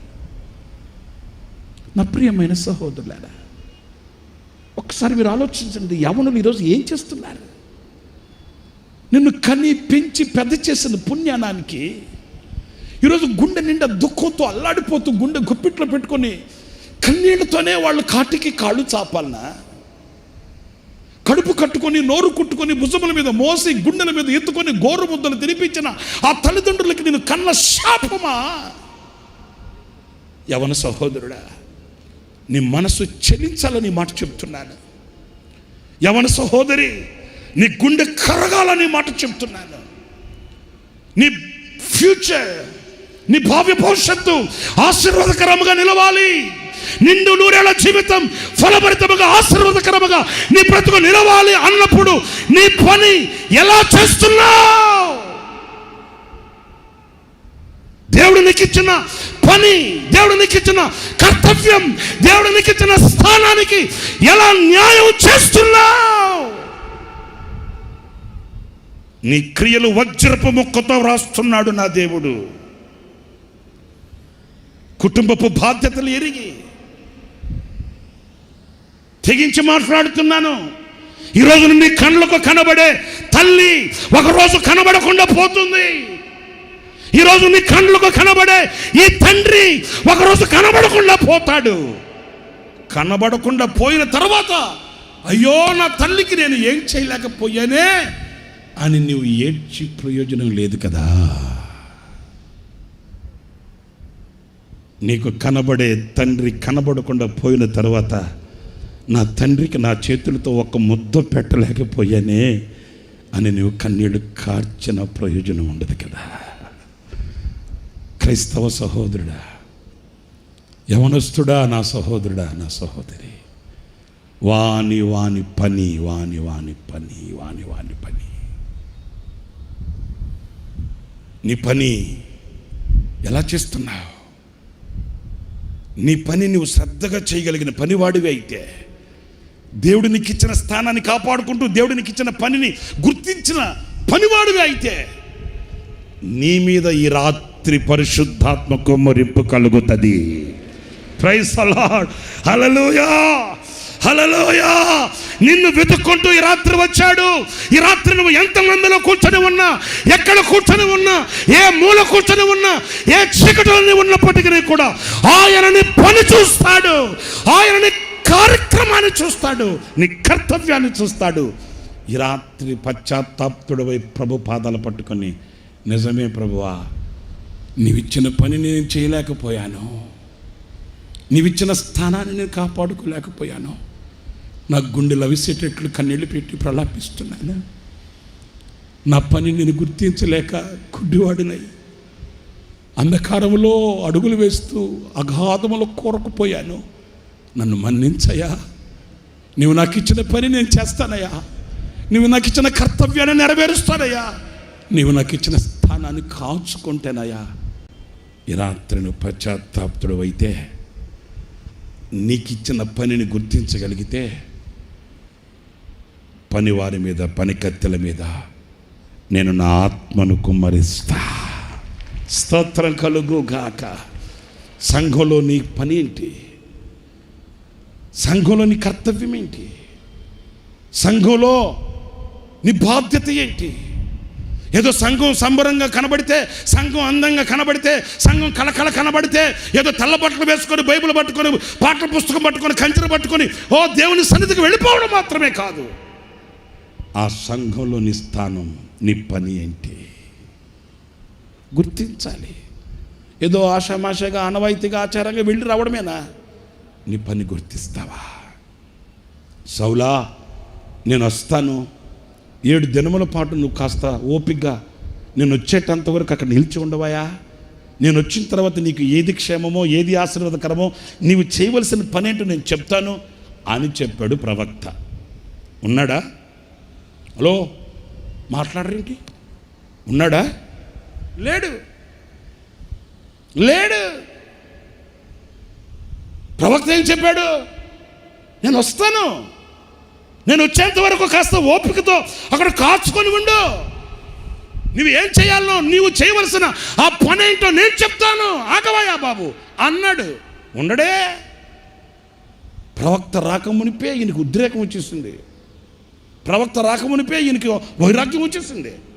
ప్రవక్త రాకమునిపే ఈ జేజేలు కొట్టేవాళ్ళు, జెండాలు పట్టుకునేవాళ్ళు, ఈ పొగిడేవాళ్ళు ఉంటారు కదండి. అన్నా నీకేంటన్నా, నువ్వు కింగ్ అన్నా, నీకేంటన్నా కొదువా? దేవుడు నిన్ను ఏర్పరచుకున్నాడన్నా, దేవుడు నిన్ను కోరుకున్నాడన్నా, అసలు నీ హంగు, నీ రంగు, అసలు నువ్వు సొక్కల చంద్రుడు అన్నా నువ్వు అని పొగిడేరేమో. ఆయన రాకమునిపి ఈయనే బలర్పించేశాడు. నువ్వు చేయాల్సిన పని ఏంటి? నువ్వు చేసే పని ఏంటి? నీకు అప్పగించిన పని ఏంటి? నీవు తొందరపడి చేస్తున్న పని ఏంటి?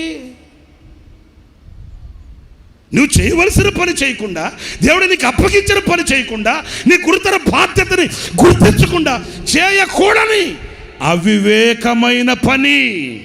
ఏ పని? అవివేకమైన పని. క్లుప్తంగా నేను చెప్పి ముగిస్తున్నాను. దైవజనుడు వచ్చాడు. ఎప్పుడు వచ్చాడు తెలుసండి? బలి అర్పించి ముగించుట తోడనే. ఆ వచ్చేదాన్ని ఇంకా 10 నిమిషాల ముందు రాకూడదంట బాబు అంటే ఆయన అంటాడు, ఎందుకు వస్తాను, రాను, నీ బుద్ధి ఏంటో బయట పడాలిగా. వచ్చేవాడు ఒక 10 నిమిషాల ముందు వచ్చి ఉంటే ఇలాంటి ఇబ్బంది లేకుండా ఉండేది కదా. రాను,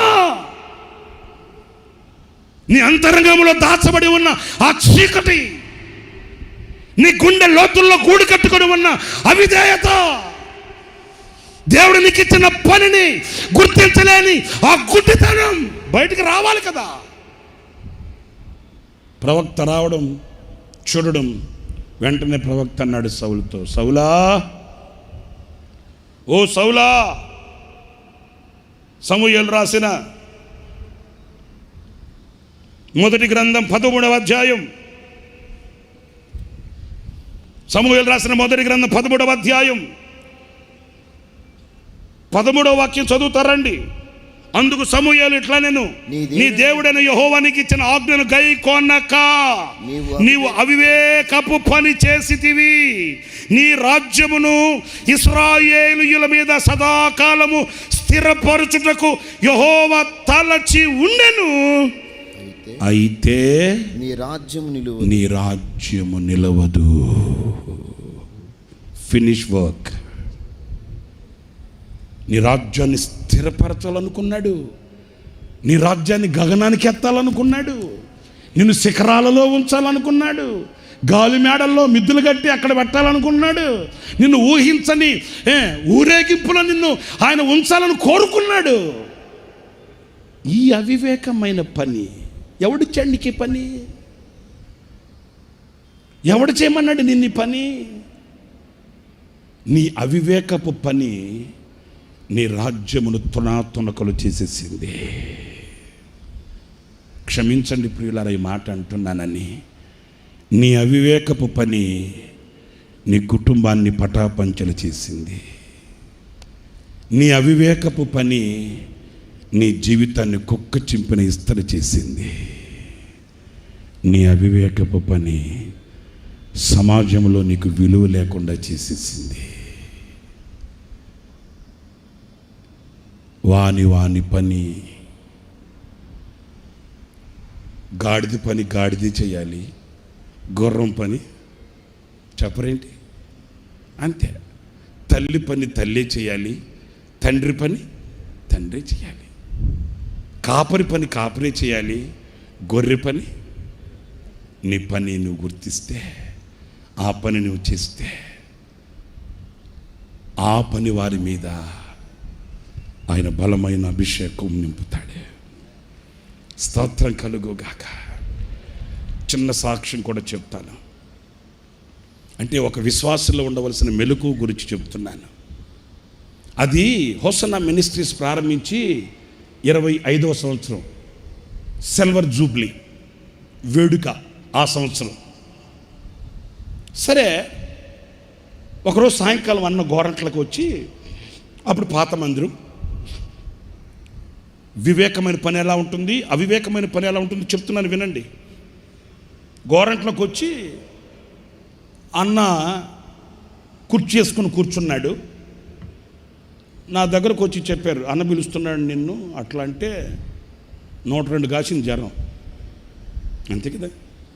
సరేనని పరిగెత్తుకుంటూ వెళ్ళాను. వెళ్తే అన్న అన్నాడు, రే చాక్ పీస్ ఉందా, చాక్ పీస్ అన్న ఉండాలన్న, తీసుకురాపో. పరిగెత్తుకుంటూ తీసుకొచ్చాను. అన్న అన్నాడు, మంది హోసన్నా మినిస్ట్రీస్ కదా, హెచ్ ఉంటుంది కదా. అవునన్నా. హెచ్కి సిలువ ఉంటుంది కదా. అవునన్నా. ఆ హెచ్ సిలువలో 25 అనే అంకి రావాలరా, ఇదిగో ఈ నా బండ్ల మీద గీ, ఎట్లా గీస్తావు గీ, అట్లా అన్నాడు. సరేనని ఇంకా చాక్ పీస్ నీళ్ళలో తడిపి అన్నతో కూడా వీరేంద్ర కుమార్ గారు, వీరిద్దరు కుర్చీలో కూర్చొని ఉన్నారు. నాకు చాక్ పీస్ ఇచ్చారు. నేను నీళ్ళలో తడిపి తాడు కట్టుకొని ఆ హెచ్లో 25 వచ్చేటట్లు గీయమంటే అది కింద నేల మీద ఆ నా బండ్ల మీద గీస్తున్నానండి. అంతలో ఏం జరిగింది, ఈ పాటల పుస్తకాలు ప్రింట్ చేయించుకొని పాలన్నని చనిపోయాడు, ప్రభు దగ్గరికి వెళ్ళిపోయాడు ఆయన. ఆ పాలన్న పాటల పుస్తకం ప్రింట్ తీసుకొని ప్రూఫ్ తీసుకొచ్చాడు అన్న దగ్గరికి. అప్పుడు నేను కింద ఆ హెచ్ ఇప్పుడు మనకు గోరంట్లలో ఉంది కదా, హెచ్ ఉంటుంది, 25 ఉంటుంది కదా, అది నమూనా కింద గీస్తున్నాను. అప్పుడు ఆ పాలన్న ఆయన బలిపెట్ట పాటల పుస్తకం ప్రింట్ ప్రూఫ్ తీసుకుని వస్తే అన్నకి ఇచ్చాడు. అన్న వీరేంద్ర కుమార్ గారు ఇద్దరు కూర్చొని మాట్లాడుకుంటూ, వీరేంద్ర కుమార్ గారిని అన్న ఒక మాట అడిగాడు, మీకు అందరికీ తెలియాలండి. ఏమడిగాడంటే, అప్పట్లో పాటల పుస్తకంలో పాటలకి కింద ఒక చిన్న బార్డర్ ఇచ్చి ఆ బార్డర్లో స్వరపద కల్పనలు అని రాసేవాళ్ళు అన్న. ప్రతి పాటకి స్వరపద కల్పనలు బ్రదర్ ఏసన్న గారు. అన్నీ అన్న రాసిన పాటలేగా, అన్నిటికీ అన్న పేరే కదా ఉంటుంది. ఇప్పుడు అన్న వీరేంద్ర కుమార్ గారిని అడిగాడు. ఆయన పెద్ద వ్యక్తి, అన్ని రంగాల్లో అనుభవం కలిగిన వ్యక్తి. ఇక ఏసన్న గారు వీరేంద్ర కుమార్ గారిని అడిగాడు, అన్న ఒక చిన్న ఆలోచన అడుగుతున్నాను మిమ్మల్ని, చెప్పండి. ఇప్పుడు ఇవన్నీ నేను రాసిన పాటలే కదా, ఎవరు రాస్తే ఏముంది? ఈ క్రింద స్వరపద కల్పనలు బ్రదర్ ఏసన్న అని రాయడం అవసరమా? ఈ పాటల పుస్తకంలో పాటలు అందరూ కలిసి పాడుకోవడానికి కదా. ఇప్పుడు ఇక్కడ స్వరపద కల్పనలు బ్రదర్ ఏసన్న అని రాయడం అవసరమా? మీ అభిప్రాయం చెప్పండి అని వీరేంద్ర కుమార్ గారిని అడిగాడు అన్న.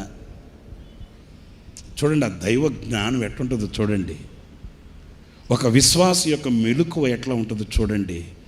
ఈరోజు నా మెలకువ లేకుండా ఎలాగా నాశనం అయిపోతున్నామో గుర్తించండి. వెంటనే వీరేంద్ర కుమార్ గారు ఒక 2 నిమిషాలు ఆలోచించి, నేను అక్కడే ఉన్నానండి అందుకు చెప్తున్నాను, ఒక 2 నిమిషాలు ఆలోచించి వెంటనే అన్నాడు, అన్నా అది మీ పని. చూసారండి, ఏసన్న గారు ఏదో అడిగాడు, మన ఆలోచనలు తీసుకుంటున్నాడు, మన మీద ఆధారపడ్డాడంటే మనం విజృంభించాలి. No, never. వెంటనే వీరేంద్ర కుమార్ గారు అన్నాడు, అన్నా మీరు సేవకులు, మీరు ఏది చెప్తే అది మాకు ఆశీర్వాదకరం, మీరు ఏది చేస్తే అది మాకు ఆశీర్వాదకరం. ఉంచాలి ఉంచకూడదు అనేది నా పని కాదన్నా. మీరు ఎలా చేసి, ఎలా చెప్పి, ఎలా దీన్ని చేస్తే దానికి మేము శిరస్సు వంచడమే మాకు ఆశీర్వాదకరం. నిజమండి. వెంటనే అన్న అన్నాడు, ఓకే బ్రదర్, చాలా మంచి క్లారిటీ ఇచ్చారు, నాకెందుకో సమ్మతించట్లేదు. అబ్బాయి, ఈ స్వరపద కల్పనలు అనే పదాలు తీసేయి. ఎందుకని? ఎవరి పని చెప్పరేంటి? ఎవరి పని వాళ్ళది, ఎవరికి అప్పగించిన పని వాళ్ళది. రాత్రంతా కుక్క అరిచిందని చెప్పి గాడిద కూడా అరిచింది అనుకో, ఏమవుతుంది? 108కి ఫోన్ చేయాల్సి వస్తుంది, ఆ తర్వాత ఆరోగ్యశ్రీ కార్డు వాడాల్సి వస్తుంది, అంతే కదా. నా ప్రియమైన సహోదరులారా, ఎలాంటి పని వాళ్ళు కావాలి? ఒకటి చెప్పండి, ఎలాంటి పని వాళ్ళు కావాలి? మాట్లాడరేంటండి? దేవునితో కలిసి పనిచేసే పని వాళ్ళు కావాలి. 2, వాని పని, తన పని తాను చేసే పనివాడు కావాలి. ఒక్క 10 నిమిషాలు ఒక్క మాట నేను చెప్పి ముగిస్తాను. అయినా మీరు ఎక్కడికి వెళ్తారేంటి? ఈరోజు శనివారంగా, ఈ రాత్రంతా మనకి ఎక్కడే కదా, ఎక్కడికి వెళ్తారేంటి? అందరు ఇక్కడ ఉండేవాళ్లే కదా. ఇక టైం పెట్టుకొని చెప్పాల్సిన అవసరం ఏముందేంటి? ఇంకో మాట చెప్తాను, ఆఖరిగా చిన్న మాట. అదేంటంటే, సంఖ్యాకాండం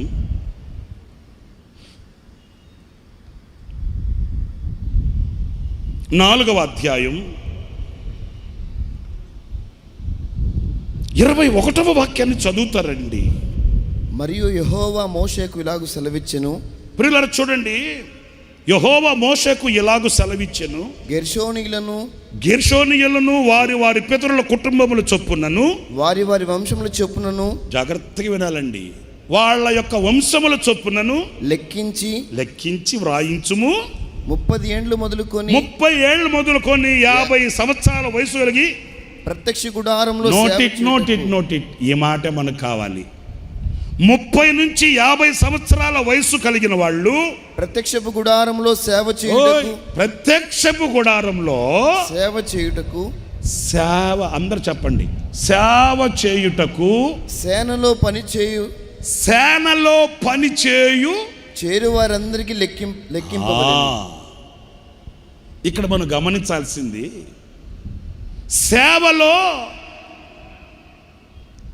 సేనలో పని చేయగలిగిన వారిని, హలో, చాలా మంది పని వాళ్ళు ఉన్నారు, ఎంతో మంది పని వాళ్ళు కనబడుతున్నారు.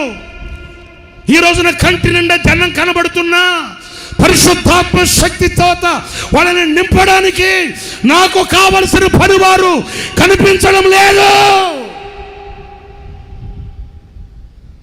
ఎవరో పనివారు? ఎలాంటి పనివారు? ఏ యోగ్యత కలిగిన పనివారు? ఏ అర్హత కలిగిన పనివారు?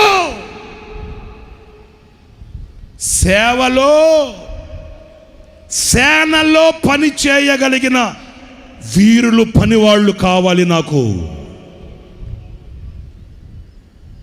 సేవలో పని చేయగలిగిన ఏంటంటే సేవలో పని, సేవలో సేన.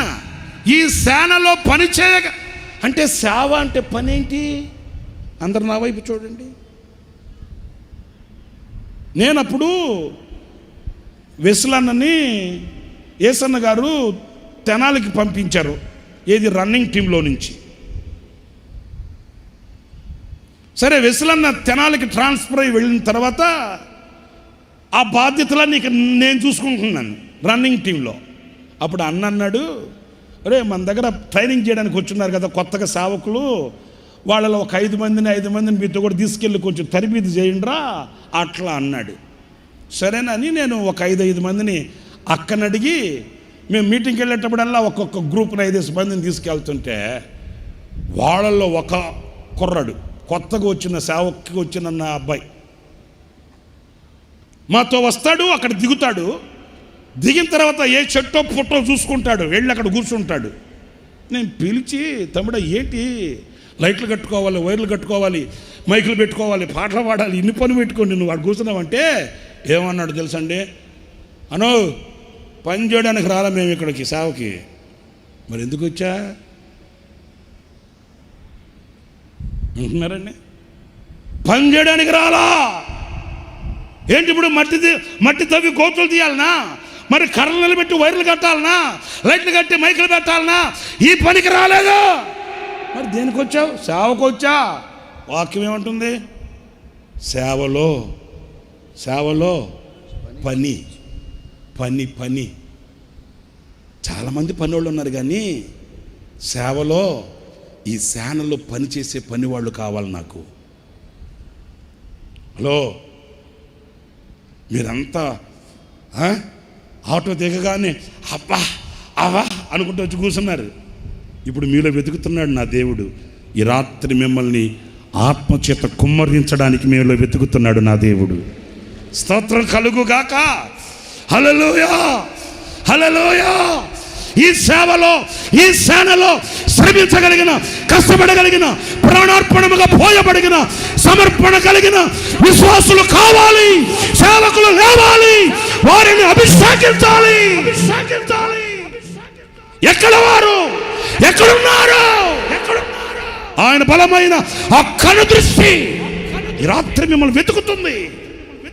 ఎంతమంది మధ్యలో నువ్వు కూర్చొని ఉన్న ఈ రాత్రి నా దేవుని శక్తి కలిగిన అభిషేకం నీ మీదకు దిగవచ్చుగాక. నా దేవుడి నిన్ను బలముగా అభిషేకించుగాక. ఇది పని, ఇది సేవ పని. సుఖాల వైపు కాదు, ఏదో దేవుడు మాకు ఇచ్చాడు మేము అనుభవిస్తున్నాము అని కాదు. నా ప్రియమైన సహోదరులారా, రోషంగానే చెప్తున్నాను, ధైర్యంగానే చెప్తున్నాను, హృదయం మీద చేయి పెట్టుకొని మంచి మనస్సాక్షితో చెప్తున్నాను. చిన్ననాడు ఏమి తెలియని వయసులో నా ఆత్మీయ తండ్రి దైవజ్ఞ లేసన్ గారి దగ్గరికి వచ్చాము. నేనే కాదు, మేమందరం కూడాను. మేము నేర్చుకుంది నా తండ్రి మనస్సు. అదిగో ఆ పనివాడు సేవలో ఎలాగా కరిగిపోయాడు. అదిగో ఆ పనివాడు సేవలో ఎలా ఆహుతి అయిపోయాడు. అదిగో ఆ పనివాడు ఎలా కొవ్వొత్తు వలె కరిగి కరిగి కరిగి కరిగి ఈ సేవ పని కడముట్టించాడు. ఈ మా కళ్ళతో మేము చూసిన దానినే మేము బాటగా వేసుకున్నాం. ఈనాటికి ఆయుధంగా ధరించుకున్నాం.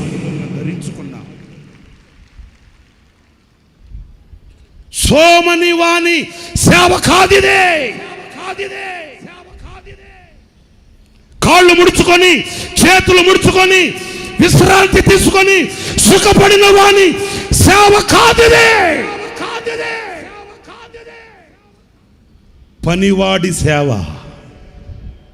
పనివాని సేవ ఆఖరి శ్వాస వరకు శరీరమే గొల్లగా మార్చబడి కళ్ళు కుళ్ళిపోయి ఒళ్ళు గొల్లైపోయి అలాగ ఆహుతి అయిపోతూ ఉన్నప్పటికీ ఏ పనివాడు మరణం అనే పడక మీద పడుకుని పిడికిలు బిగించి, దేవా ఇంకొక అవకాశం నాకు ఇస్తే ఈ భారతదేశాన్ని ఒక ఊపుతానని ఆఖరి కంఠముతో ఆఖరి స్వరముతో నినాదం పలికాడు. ఆ పనివాని సేవనే.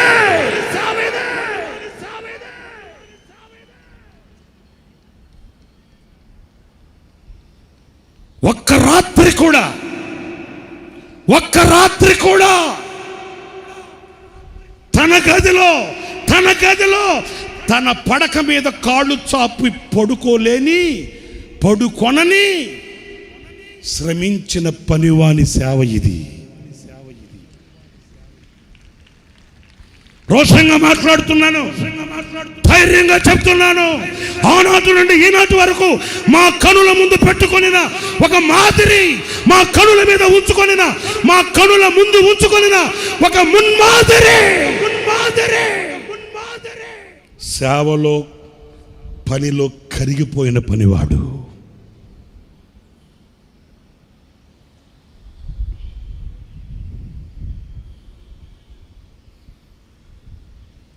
నేను విజయవాడలో యనమల కుదురులో ఉన్నానండి. నాకు ఫోన్ చేశారు శారదా కాలనీ ఆఫీస్ నుంచి. అన్న బయలుదేరాడు రాజమండ్రి. హలో, వినండి. అన్న బయలుదేరాడు రాజమండ్రి. అన్నకు ఉదయం 6 గంటలకి బాత్రూంలో పడ్డాడు. అన్నకి కాలు విరిగిపోయింది. కానీ రాజమండ్రి వెళ్ళాలని డేట్ ఇచ్చాడు అన్న. ఆరోగ్యం బాగోలేదు, ఒళ్ళు క్షీణించిపోతుంది. అప్పటికే అన్న చాలా కరిగిపోయాడు. ఆ రోజు ఏం జరిగింది? ఉదయం బాత్రూంలో పడ్డాడు, కాలు విరిగింది. అన్న రాజమండ్రి బయలుదేరాడు, బ్రేక్ఫాస్ట్ చేయలేదు. నీకేమైనా అవకాశం ఉంటే వెళ్ళి అన్నను కలిసి బ్రేక్ఫాస్ట్ ఇవ్వగలరా అని అడిగారు నన్ను. పిచ్చోళ్ళలారా, ఏం మాట్లాడుతున్నారు మీరు? వెళ్ళగలరా ఏంటి? ఫోన్ పెట్టే. వెంటనే నేను బ్రేక్ఫాస్ట్ కొంచెం టిఫిన్లో పెట్టుకొని రామవరపాడు రింగ్ రోడ్ దగ్గరికి వెళ్ళిపోయాను. అన్న బయలుదేరాడు. మరి కాలు విరిగితే ఎలాగ బయలుదేరేశాడు. వెంటనే పరుగున రామవరపాడు రింగ్ రోడ్ దగ్గరికి వెళ్ళిపోయి సిగ్నల్ సెంటర్లో నిలబడిపోయాను. అన్న కారు కొరకు వేచి చూస్తున్నాను. అన్నకి కాలు విరిగింది. రాజమండ్రి బయలుదేరేశాడట. ఎలాగా ఏంటి? కాలు విరిగితే ఎలాగ బయలుదేరాడు? ఓకే, చూస్తున్నాను, కళ్ళకి ఒత్తులు పెట్టుకొని చూస్తున్నాను. అన్న కారు వస్తూ ఉంది. నేను అన్న కారును చూడక మునిపి అన్న కారులో నన్ను చూశాడట. డ్రైవర్తో అంటాడట, ఈడేంటి ఈరోజు ఆదివారం వచ్చి ఎక్కడున్నాడేంటి ఈడు? చూశారండి, పనివాడి లక్షణం అది. ఈడు ఎక్కడున్నాడేంటి? కారు వచ్చింది, అడ్డపడ్డాను, చెయ్యాపి అన్న. కారు ఆపాడు. వెంటనే వెళితే గ్లాస్ దింపాడు. అన్న, రే ఇక్కడున్నావేంటి? ఆరాధన టైం కదా అన్న. నాకు 10 గంటలకు ఆరాధన. మరి ఇక్కడికి ఎందుకు వచ్చావు? అన్న, మీకు బ్రేక్ఫాస్ట్ ఇచ్చాను. నాకెందుకు రా బ్రేక్ఫాస్ట్? ఆరాధన కదా, నువ్వు అక్కడ ఉండాలి కదా. అన్న సరే కానీ నేను రాజమండ్రి దాకా వస్తానన్నా. నాకు తెలుసు అన్న మనసు నాకు తెలుసు. మీకు ఎలాగ జరిగిందంట కదా అంటే అన్న ఒప్పుకోడు. అందుకని నాకు అన్న మనసు తెలుసు. అన్నా నేను రాజమండ్రి దాకా వస్తానన్నా. ఎందుకురా? కాదన్నా రాజమండ్రి దాకా వస్తానన్నా. కాదురా, నీకు ఆరాధన ఉంది కదరా, నువ్వు వెళ్ళరా అన్న. కాదన్నా. అరే ఏం మాట్లాడుతున్నావు? ఆ బ్రేక్ఫాస్ట్ నాకు ఇచ్చి. నేను తింటానులే, నువ్వు వెళ్ళు. నేను తింటానులే, నువ్వు వెళ్ళరా. పిల్లల 2 కళ్ళతో నీళ్లు పెట్టుకున్నాను, వెనకడుగు వేసాను, కారు వెళ్ళిపోయింది.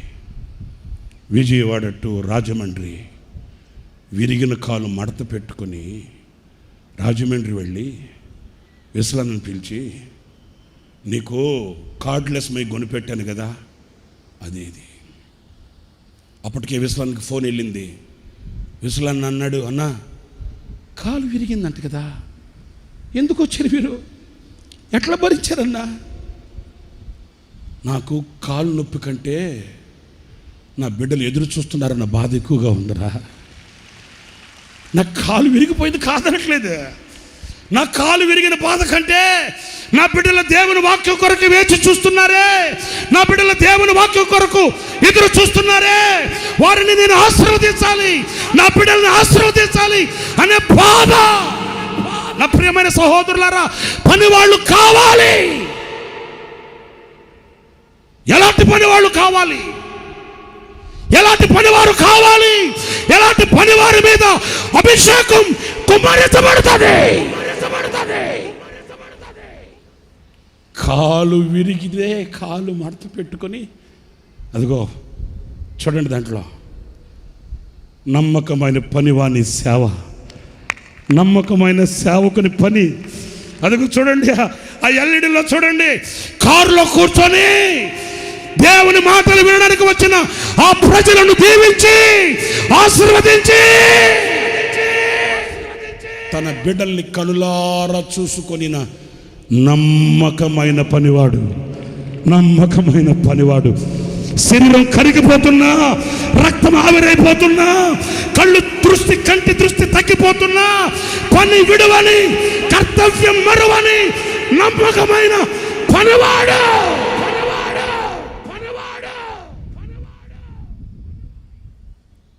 సేవలో సేనలో పనిచేసే పనివాడు కావాలి. ఆగస్టు 8వ తేదీన ప్రభు దగ్గరికి వెళ్ళిపోయాడు మన తండ్రి. ఆగస్టు 8, వినండి, మీకు తెలియాలి ఇవి. ఆగస్టు 8వ తేదీన ప్రభు దగ్గరకు వెళ్ళిపోయాడు. ఆగస్టు 1వ తేదీన బైబిల్ సెమినార్ ప్రారంభించబడింది. ఆగస్టు 1 బైబిల్ సెమినార్, ఆగస్టు 8 ప్రభు సన్నిధికి వెళ్ళిపోయాడు ఆయన. మధ్యలో ఎన్ని రోజులు ఉన్నాయేంటి? గట్టిగా ఎత్తుకుంటే 7 రోజులు. ఒకరోజు అంత స్పూన్ ఫీడింగ్, అప్పటికే అన్న శరీరం అంతా గుల్లైపోయింది, కరిగిపోయాడు. 8 రోజుల నిడివిలో ఏదంతా మెత్తగా చేసి ఒక స్పూన్ పెడితే తింటున్నాడు. ఉదయాన్న కొంచెం తిన్న తర్వాత అందరం అక్కడే ఉన్నాం. పీల్చి అంటాడు, నన్ను బైబిల్ సెమినార్కి తీసుకుని వెళ్ళరా, నేను వాక్యం చెప్పాలి కదా. చూసారా, ఉన్నారండి పనివారు. ఎలాంటి పనివాడు కావాలి? సేవలో సేనలో పనిచేసే పనివాడు కావాలి. నా పిల్లల దగ్గరికి తీసుకుని వెళ్ళరా. విసలన్న అన్నాడు, అన్న ఇన్ఫెక్షన్స్ ఉంటాయి, మీరు బాగైన తర్వాత వెళ్తారు కదా, 4 రోజుల తర్వాత మీరు క్లాస్కి వెళ్తురు అన్నా. అట్లా అంటే 2 కళ్ళల్లో నీళ్లు కార్చాడు. 2 కళ్ళల్లో నీళ్లు కార్చి, రే నా పిల్లల్ని నేను చూసుకోకూడదా? నా పిల్లల్ని నేను చూడాలిరా, నా పిల్లల్ని నేను చూడాలిరా. ఆయన కళ్ళల్లో నీళ్లు చూడగానే ఏం చేయాలో అర్థం కాక ఆయన మంచాన్ని అట్లాగే బయటకు పట్టుకొచ్చేసి బైబిల్ సెమినార్కి తీసుకెళ్ళి, ఆ బైబిల్ సెమినార్ పిల్లలకి కనబడేటట్లు మంచాన్ని ఇట్లా ఏటవాలుగా పెడితే మైక్ కూడా పట్టుకోలేని పరిస్థితుల్లో మేము ఒకరు మైక్ చేతి దగ్గర పట్టుకుంటే మరణం అనే మంచం మీద పడుకొని కూడా తన బిడ్డల్ని కళ్ళారా చూసుకొని ముప్పావు గంట వాక్యం చెప్పాడు వాళ్ళకి. అదే ఆయన చివరి సందేశం. త్రిత్వాన్ని గురించి ముప్పావు గంట. నోట్లో మాట పెగలట్లే. శక్తిని కూడగట్టుకుంటాడు. శరీరంలో ఉన్న బలాన్ని కూర్చుకుంటాడు. ముప్పావు గంట. నా ప్రియులారా, ఈ చరిత్రని మీకు ఎందుకు చెప్తున్నాను? ఏదో నా ఆత్మీయ తండ్రిని పొగుడుకోవడానికి కాదు, మీ దగ్గర మన్నను పొందడానికి కాదు. మేము చూచిన పనివాడు అట్లాంటి వాడు, మా ముందున్న మాదిరి అట్లాంటి వాడు, మేము నేర్చుకున్న హితోపదేశం అట్లాంటిది. ఈనాటికి దేవుడు మాకు ఇచ్చిన కృపని తలంచుకుంటూ, దేవుడు మాకు ఇచ్చిన కృపని ఆధారం చేసుకొని, దేవుడు మాకు ఇచ్చినటువంటి బలాన్ని కూడగట్టుకొని, ఆ తండ్రి అడుగు జాడలను చూస్తూ, దేవుడు మాకు ఇచ్చిన ఈ పరిచర్యని భుజస్కంధాల మీద పెట్టుకొని బాధ్యతతో భారంతో ముందుకు వెళుతున్నాం. అవును, ఈ రాత్రి నేను ఈ మాటలు మీతో ఎందుకు చెప్తున్నాను? ఆ నమ్మకమైన పనివాని మీద కుమ్మరించబడిన అభిషేకమే ఈ రాత్రి మీ అందరి మీద కుమ్మరించబడును గాక. ఆ నమ్మకమైన పనివాని మీద కుమ్మరించబడిన అభిషేకమే ఈ రాత్రి మిమ్మల్ని అందరినీ త్రాకును గాక. ఆ నమ్మకమైన పనివాని మీద కుమ్మరించబడిన అభిషేకమే నీ తరికి చేరుగాక, నీ తల మీదకి వచ్చుగాక.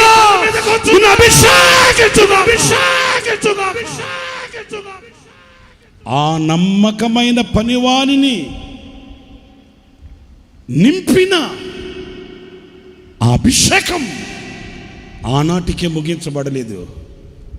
యెషయా గ్రంథంలో మీరు చదువుతారు, నీ మీద కుమ్మరించబడిన ఆత్మ నీ పిల్లల మీద, నీ పిల్లల పిల్లల మీద, నీ సంతతి మీద నేను కుమ్మరిస్తాను అన్నాడు. ఈ రాత్రి నా ప్రియమైన సహోదరులారా, ఆ నమ్మకమైన పనివాడు ఏ అభిషేకంతో అభిషేకించబడ్డాడో, ఆ నమ్మకమైన పనివాడు ఏ అభిషేకంతో పని చేశాడో, ఆ నమ్మకమైన పనివాడు ఏ శక్తితో పరిచర్య చేసి ముగించాడు. ఆ అభిషేకమే ఈ రాత్రి మీ అందరి మీద కుమ్మరించబడును గాక. ఆశించండి, కోరుకోనండి, ప్రార్థించండి, ప్రాధాయపడండి, మనసును తిప్పండి. ప్రభువా నన్ను అభిషేకించు. ఎవరికి ఈ అభిషేకం? పని కత్తెల మీద, పనివారి మీద. ఏ పనివారు? ఈ పనివారు 3 విషయాలు చెప్పాను. 1, దేవునితో కలిసి పనిచేసే పనివాడు. 2, తనకు అప్పగింపబడిన పనిని చేసే పనివాడు. 3 సేవలో పనిచేసే పనివాడు. ప్రార్థన. ప్రేమ స్వరూపి, దయావాత్సల్యత గల దేవ, కృపాసత్య సంపూర్ణుడైన తండ్రి, మీ పరిశుద్ధ పుణ్యనామాన్ని బట్టి మీకు వందనాలు, స్తోత్రాలు చెల్లిస్తున్నాం. ఈ ప్రశస్త రాత్రి రోషము కలిగిన దేవుడిగా మీరు మా మధ్యలోనికి దిగి వచ్చినందుకే స్తోత్రం తండ్రి. మీ బలమైన ఆత్మను ఒక్కొక్కరి మీద కుమ్మరించినందుకై స్తోత్రాలు చెల్లిస్తున్నాం దేవా. కోత విస్తారం, పనివాళ్ళు తక్కువగా ఉన్నారు. పనివాళ్ళ కోసం వేడుకోమని మీరు సెలవిచ్చారు స్వామి. నీ పనివారి మీద, పనికత్తెల మీద ప్రభు ఆత్మను కుమ్మరిస్తానని అభయం ఇచ్చిన దేవుడవు. దయగల దేవా, ఎందరో పనివాళ్ళు ఉన్నప్పటికీ నీతో కలిసి పని చేసేవాళ్ళు సేవలు లేకపోవడం వేదన. దేవా, మీరు జ్ఞాపకం చేసుకోండి. ఈ ఆవరణలో కూడి వచ్చిన ఒక్కొక్కరు ఇది మొదలుకొని నీతో కలిసి పని చేసే తండ్రి ఆ ప్రతిష్టను దయచేయమని వేడుకుంటున్నాం. ప్రతి వారికి అప్పగించిన పనిని గుర్తించి తమ బాధ్యతను చక్కగా నిర్వహించే కృపనిమ్మని వేడుకుంటున్నాం ప్రభు. సేవలోనూ సేనలోనూ పనిచేసి ప్రత్యక్షపు గుడారపు పరిచర్యలో కొనసాగించబడడానికి మీరు కృప చూపించమని వేడుకుంటున్నాం. విన్న మాటలు పెడచెవిని పెట్టకుండా వాక్యానుసారంగా జీవించడానికి సహాయం చేయమని వేడుకుంటున్నాం ప్రభు. ఈ రాత్రి నా తండ్రి, ఈ గుడారాల పండుగను ముగించుకుని వెళుతున్న ఒక్కొక్కరి మీద మీ ఆత్మ బలముగా దిగివచ్చునుగాక. ఒక్కొక్కరు నీ శక్తిని పొందుదురుగాక. పరిశుద్ధాత్ముడా, ఒక్కొక్కరి పట్ల మీరు ఘనమైన కార్యాలు జరిగించుదురుగాక. నిలిచి నీ వాక్యాన్ని అందించిన మీ సేవకులను బట్టి మీకు స్తోత్రం. వారి మరింత కృపతో బలముతో నింపి నడిపించమని వేడుకుంటున్నాం. నీతిమంతుని జ్ఞాపకం చేసుకునుట ఎంతో ఆశీర్వాదకరం.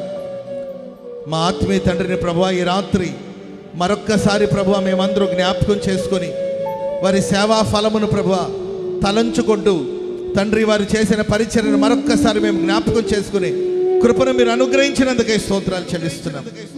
పరిశుద్ధుల అడుగుజాడలో చక్కగా నడవడానికి హోసన్నా మినిస్ట్రీస్ పరిచర్యకు కృపను అనుగ్రహించమని వేడుకుంటున్నాం ప్రభువా.